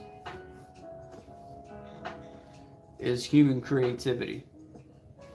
Thought we'd have a lot more to offer. It'd be harder to do, but I guess it's not really creativity. It's just predicting, you know, images and what's in them and colors and stuff. But I read a graphic novel called Flywires by Chuck Austin. Okay, so it's more neural than that. Still creepy. The singularity is approaching quickly. Should all be very careful. Although I think Ghost in the Shell was a pretty good predictor of the future. Like it's there, but not quite. You know, some people, you know, it's really just the upper class that are getting, you know, robotic bodies and, you know, certain percentage, you know, mechanized, and then they have cyber brains and cyber brain cases. You can just download apps, download knowledge. You know, you don't have to practice a skill. You can just download the software packet. It's crazy. Singularity is where man merges with machine, and all of a sudden death doesn't really mean anything. Your consciousness and your information, your mental information at least, can be downloaded onto a computer, and you can just be up in the cloud, and you can go anywhere. You can go view anything on the net, read anything on the net, experience anything, and then essentially all information, not only are you going places, but things are in places are coming to you on your cyber brain, assuming you have a body and a real brain. You can be connected, and it's crazy. The mental viruses that can be shoved into you, you know, because you're, you know, assuming you're always connected, there's always a chance for you to get hacked and download viruses. It's crazy.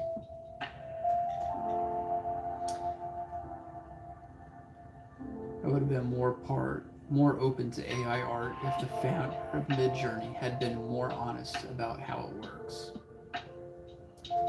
Yeah, maybe.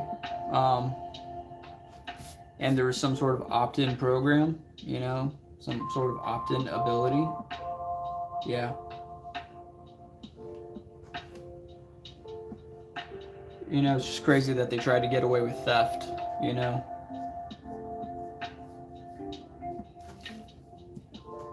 Because they're taking art off the internet, and it's not just art, it's images. If you've ever posted an image on the internet, it's been scraped. We all have a case. Every single one of us. If you ever taken a selfie in front of, you know, some sort of, you know, national spot, you know, in front of the Grand Canyon or the Twin Towers before they fell down, obviously, or any kind of, you know, taking a selfie in front of a cactus, you know, all these images have been scraped off the internet, and they're being used by AI to, figure out what a cactus looks like using your selfie. And they don't credit you, they don't ask you, and they don't pay you. All these things add up to theft. But for some reason, they're allowed to do it because, they didn't do it. Their sister company, that's a nonprofit, did it. It's bullshit.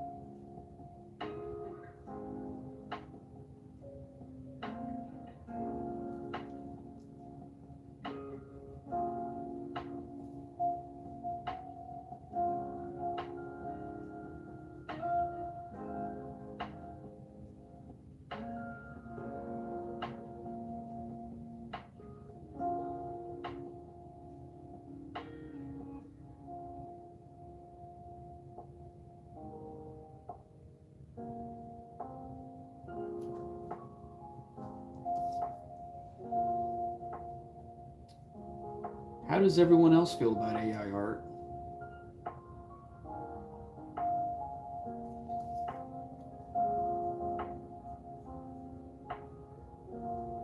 My wife is a creative person, but she's not an artist. Not like, drawing, painting, stuff like that. She's a cake decorator, so she's artistic, but that is under no threat from AI. I talk about this stuff, and she, her and my kids are like, oh, here he goes again. Here he goes again. Talking about AI. And I'm like, yeah, it's important. It'll take over everything.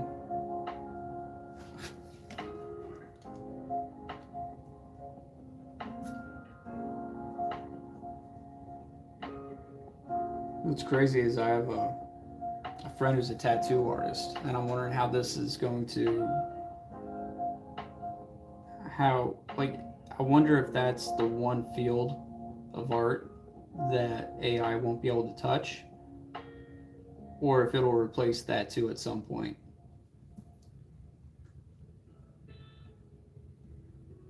I just think Motoko Kusanagi is waifu.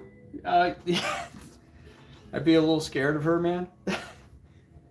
She'd kick my ass and then implant some sort of virus in me, and I would just be, I don't know. She's a little scary. Although if you had to get a wife, you would want one that would fucking kill for you like that woman.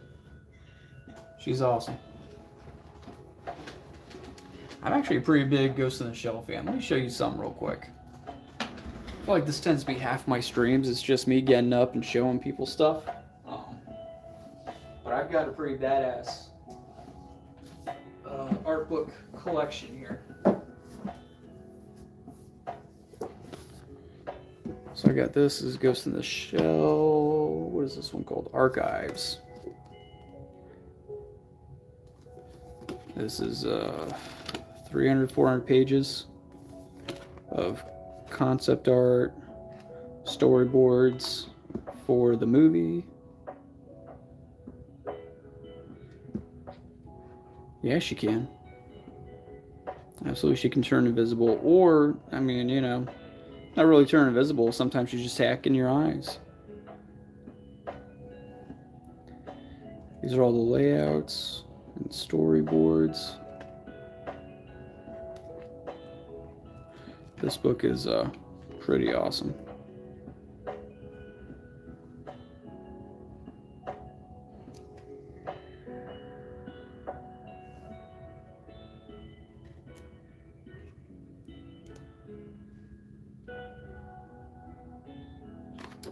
Yep. So anyway, this is 286 pages. You should be jelly. I also got this. And this is crazy. I was in friggin' Jersey $9.99. Oh, Corn, welcome back. You're AFK. Now I'm showing off my Ghost in the Shell art book collection. This kind of goes through the history of Ghost in the Shell, and this is my favorite Motoko right here.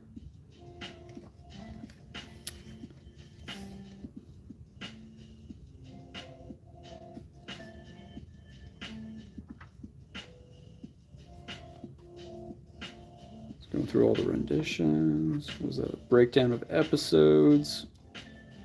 This one's alright. Not a whole lot of concept and beside. Yeah, right here.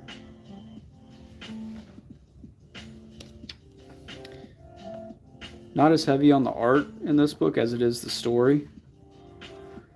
But yeah. Second gig, mysteries and answers. Yep. Anyway.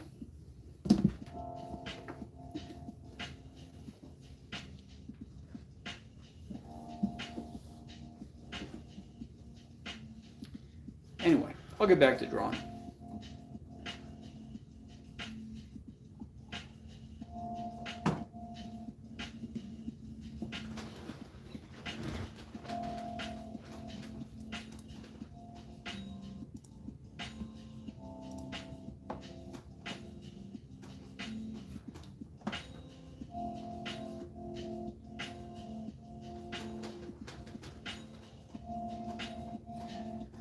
Cool. Absolutely love the way they drew jackets. Yes. Yes. Absolutely, me too.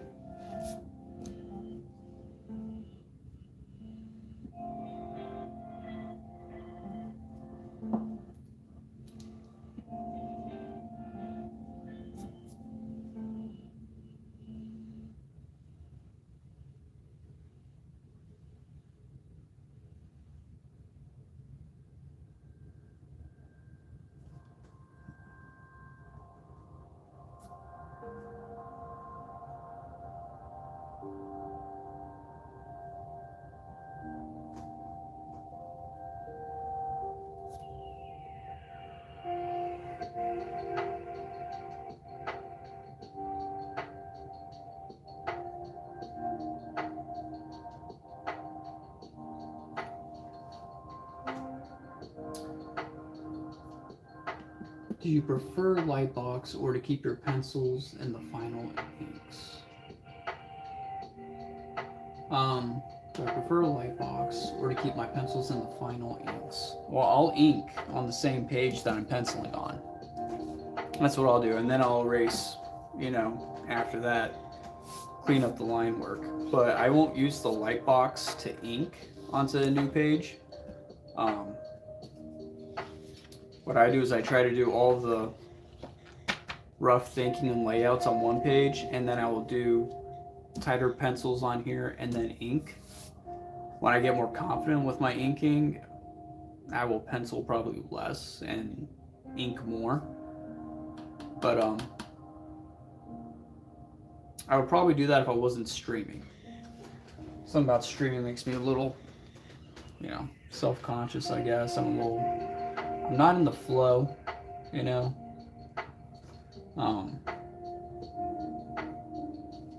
Something about it makes me nervous, and I don't want to be inking on my comic with that kind of pressure on. So I will do tight pencils first, and then ink.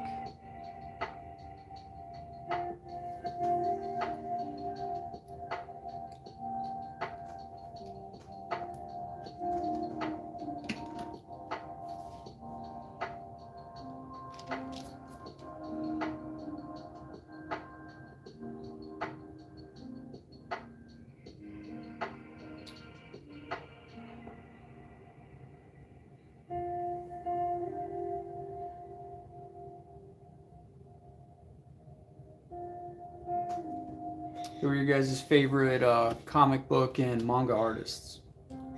Just shoot.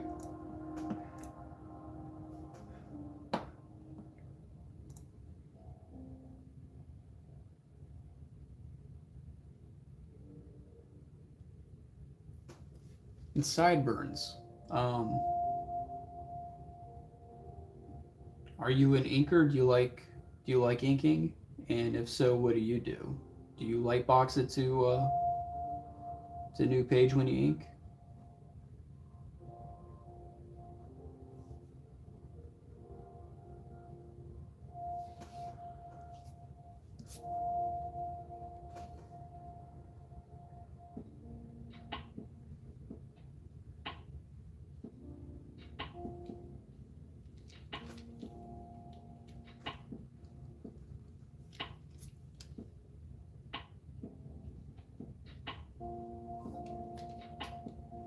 And if you're new in here, I'm working on page 12 of my comic called Burst Code. You can find issue number 0, actually. It's a preview issue up on Amazon. I already put the link in the chat if you scroll back. But it's called Burst Code. It's on Amazon. Digital version is up there now for $1. Do not feel obligated to buy it. If you want to support me, just watch the stream. Help me make some ad money off of YouTube. Cost you nothing, and I just have to sit here and draw.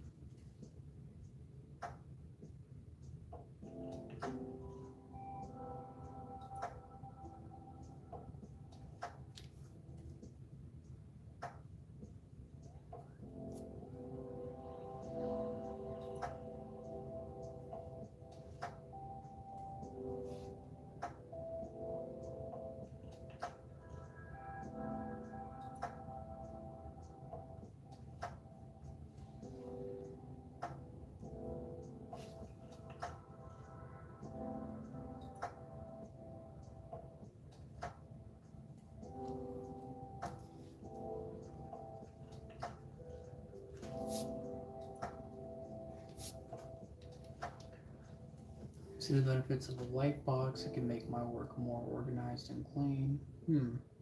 Like this guy called Javier Borden, Argentinian. Probably never heard of him. Strokes hipster mustache. Yeah, no, I have not heard of him. What's his name? Javier Borden. Like whoever made Lupin the Third. I recently got into Lupin the Third.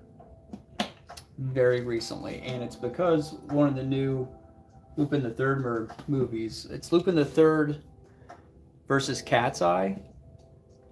And it's funny because the concept art and all the characters were designed by this guy in that movie. They totally changed the style. Haruhisa Nakata came in and designed all the characters and did all the shit. So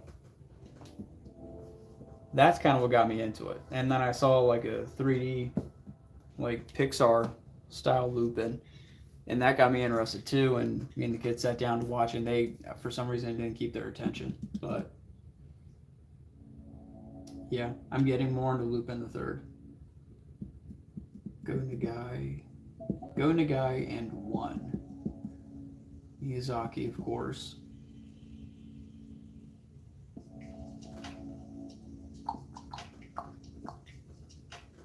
Awesome. I like your list. Like your list.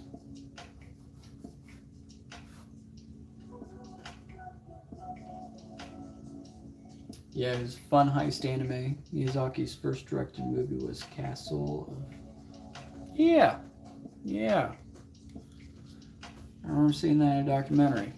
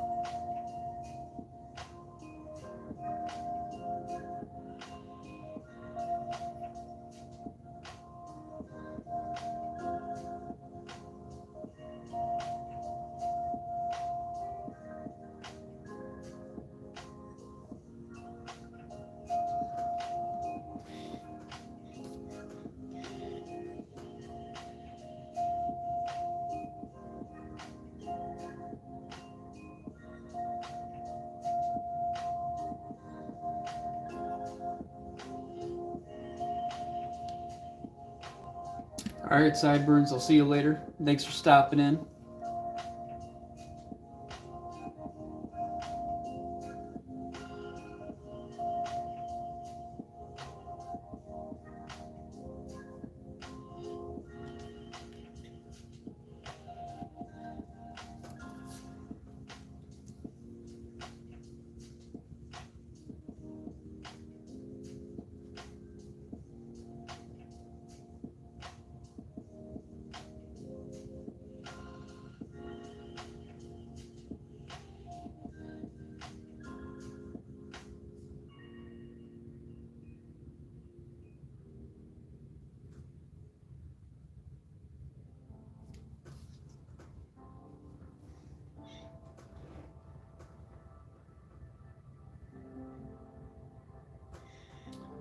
Oh, it's already 12:30.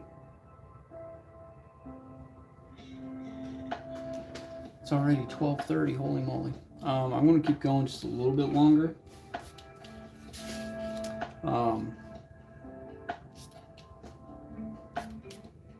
But I do need to get going soon.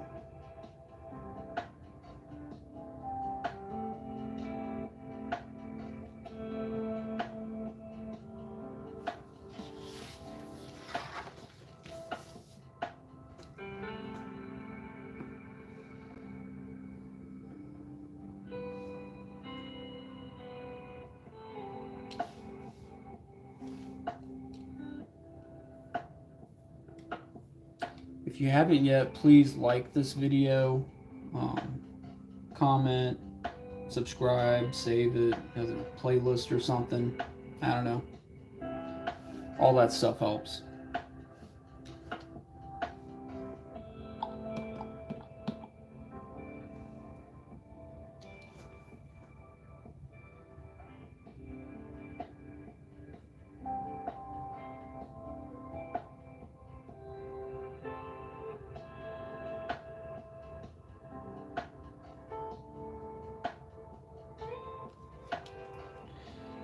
Dude, still not liking the mouth.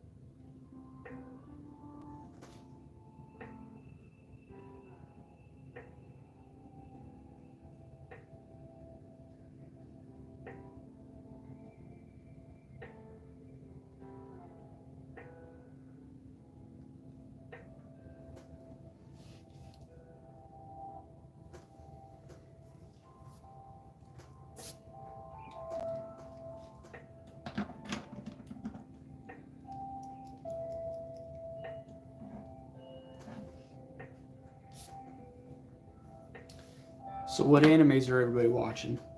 Is anybody else seeing Castlevania Nocturne?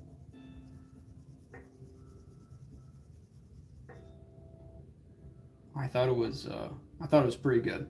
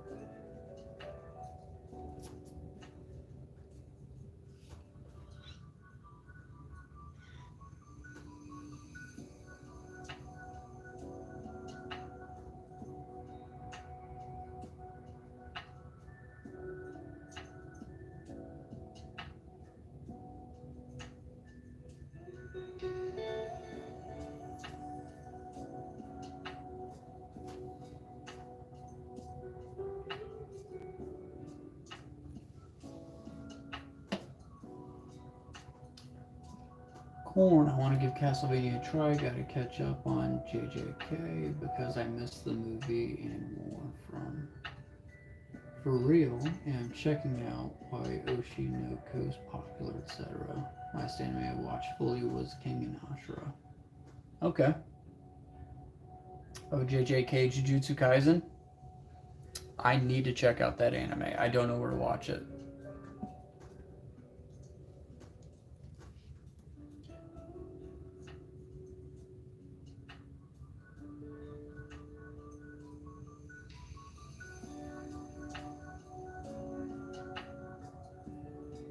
Where are you watching it? Because, I mean, I got Netflix, I got Hulu, I got Amazon, Disney. I don't want to get another subscription, but I'm not sure.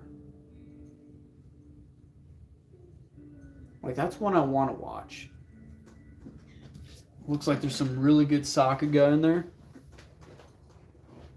And, yeah, I'm not a big fan of the manga, but the anime looks awesome.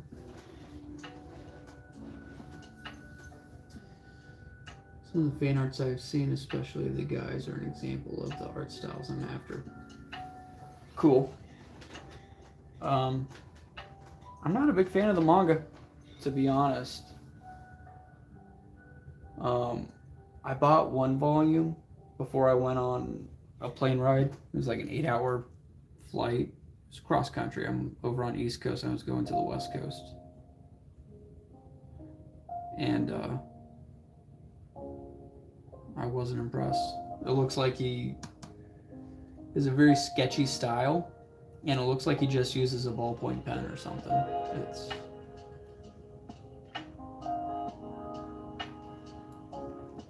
not very impressed. I like Taikubo. It's very polished. Lots of line weights, clean drawings, clean art style. It's very readable. Jujutsu Kaisen looks very frantic, and it really looks like a ballpoint pen. There isn't a whole lot of line weight variation. But I've seen enough of the anime that I want to watch the anime.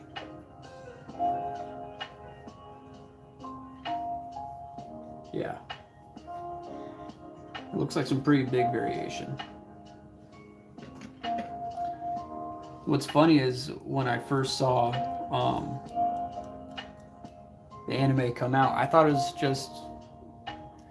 I have to be sold on the art before I even get invested in it. It could have a great story, but if the art sucks, I won't be there. But if the story sucks and the art's good, then I'm there. But so what I saw from the anime at first was like not a whole lot of like character art, you know? They're all kind of wearing the same clothing. It's not very, you know, creative. It's just like a black school uniform for basically everybody with minor variations. And I was like, oh, looks like they got a little lazy on this one. But then as soon as the animation came out, like the Sakuga, how great the fights were, it was amazing. So I had to go in and watch it. Not gonna lie, I feel like in terms of art, the animation did justice. Yeah. Yeah, the animation really redeemed it.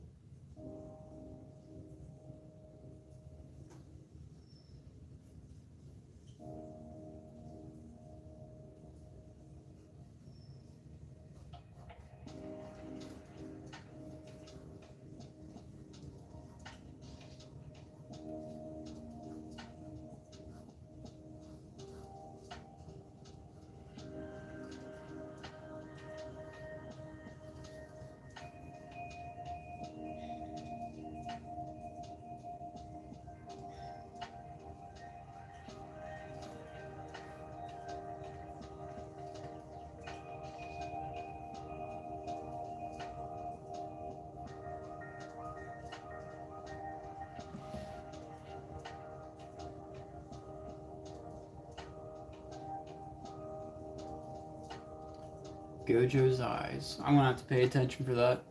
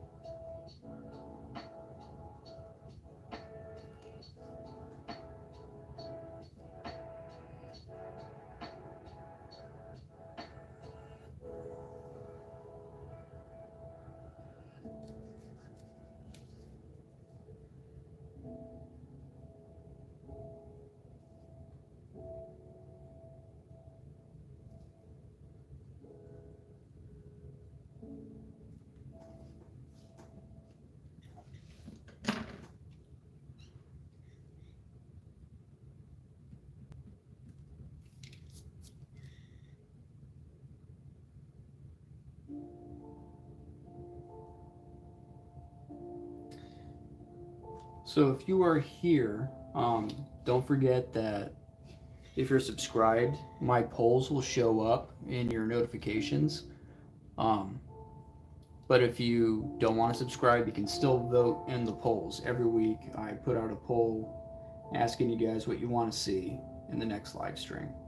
So this seems to be the unanimous consensus, is that you guys want to see me work on my manga, which is awesome. Still like to put them out and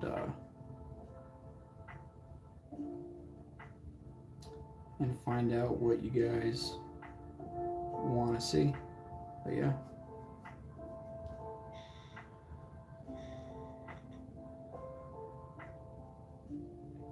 And sometimes I put out polls of different subjects. So just take a look for those.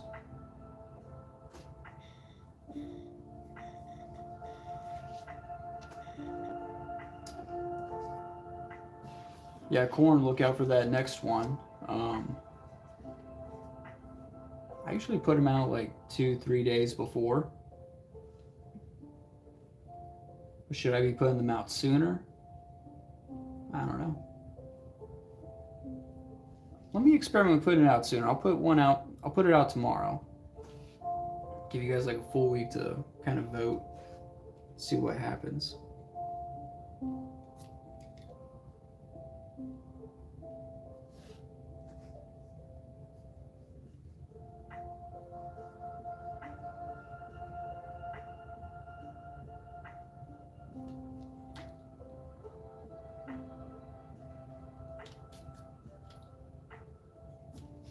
I'm kind of losing myself on this face here.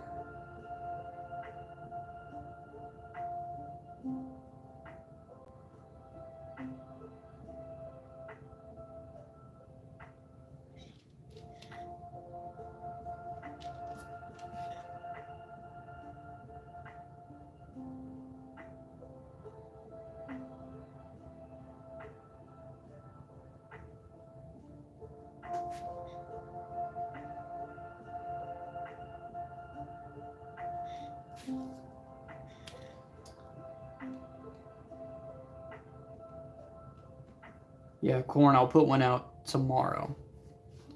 And it will be my usual 3 options. Working on the comic, Dynamic Anatomy, or Babes in Coffee.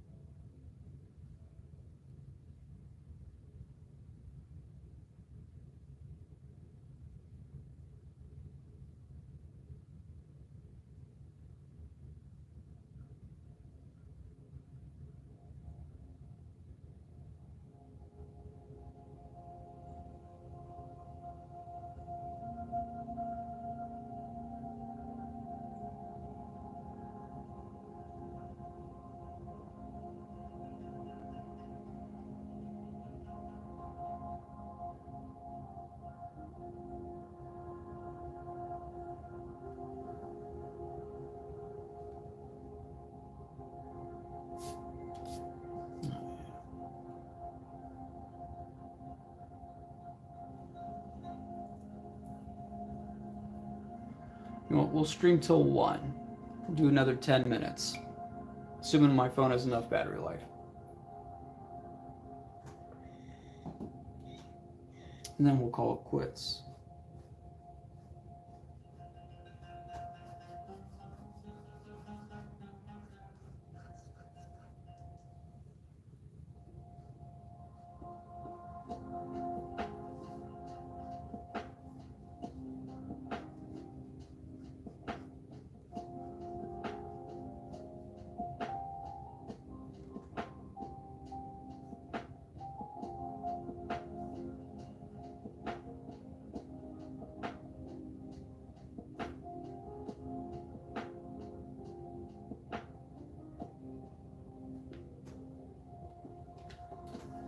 Quick question, would a standing pose count as dynamic or static?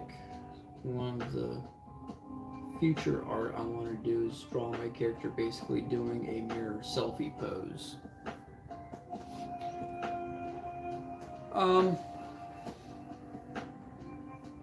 I would initially classify that as static if there's no movement, but you can make a still, totally standing still pose look dynamic through energetic lines. And that would basically be a lot of quick strokes throughout the figure. Maybe just one part of them is moving, like a hand. Maybe just a hand stashing across a page while they're sitting still, and then it becomes an action. It could be, dynamic. But just a standing pose, I feel like the only way to make that dynamic is to tilt the angle of the camera just a little bit so the composition looks dynamic. Add some wind in the hair clothing, having clothing and hair moving, flapping in the wind on a figure that's standing still will make it look dynamic. And then tilting the camera angle will add another level of dynamic, energy to it.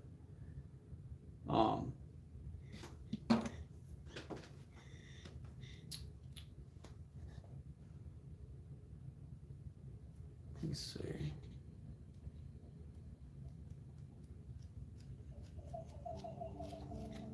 I think I'm a very specific panel.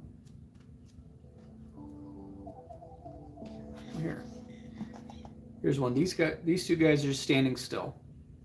Standing pose. This guy I would consider static. But this one looks a little bit more dynamic. He's got, his shirt's bunched up. It's slightly moving and waving. Which makes it look a little bit more dynamic.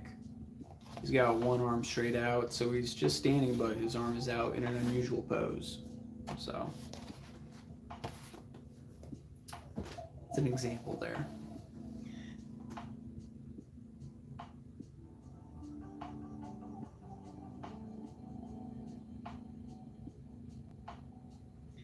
Oh, okay.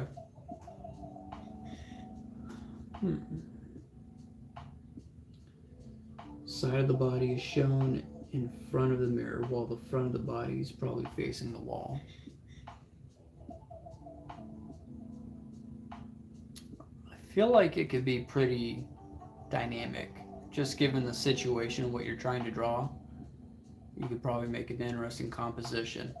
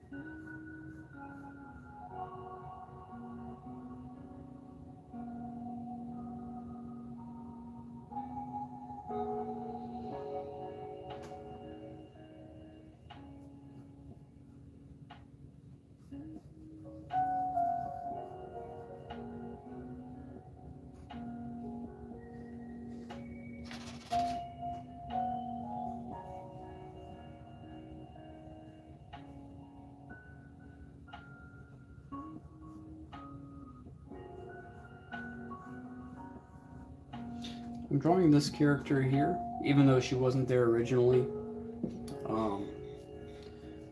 Just because I know she should be there, even though there's going to be a huge text bubble covering up most of this area. So,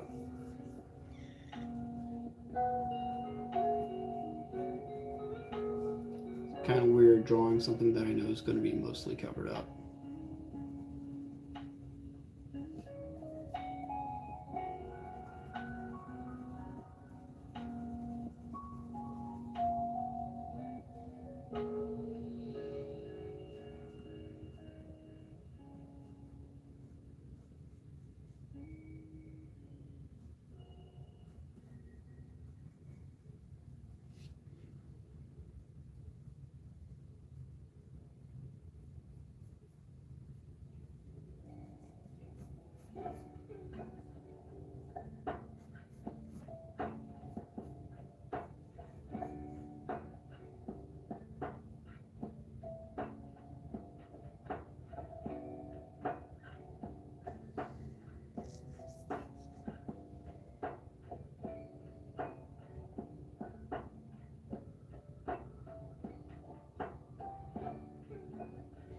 Like she seems really short there.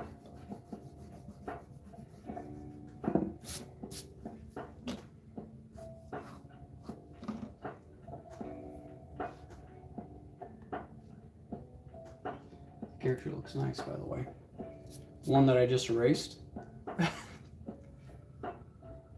Thank you, whichever one you were talking about, thank you.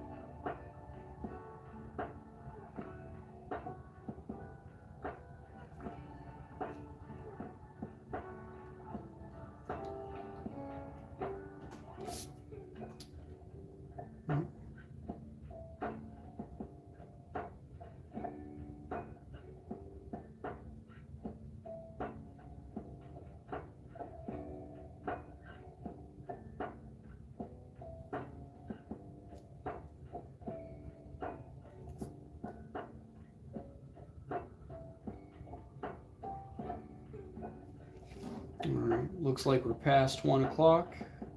But yeah, the hat wear, and I understand I've had situations where I would draw temporary stuff just to figure out spacing. The difference, though, was I drew a blob. LOL. Yeah.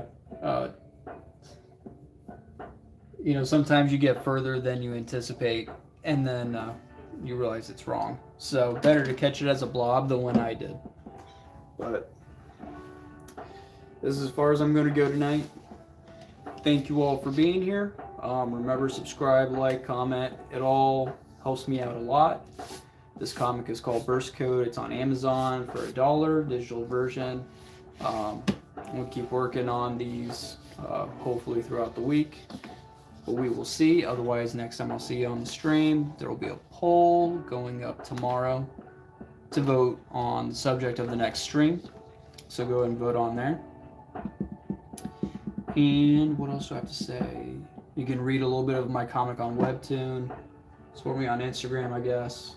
The best way to support me, and it's free to you, is to just watch the videos, subscribe, share it with your friends.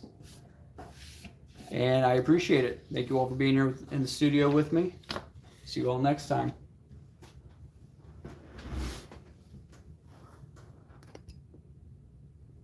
Oh, hold on, guys. Slide that. Stop stripping. Okay.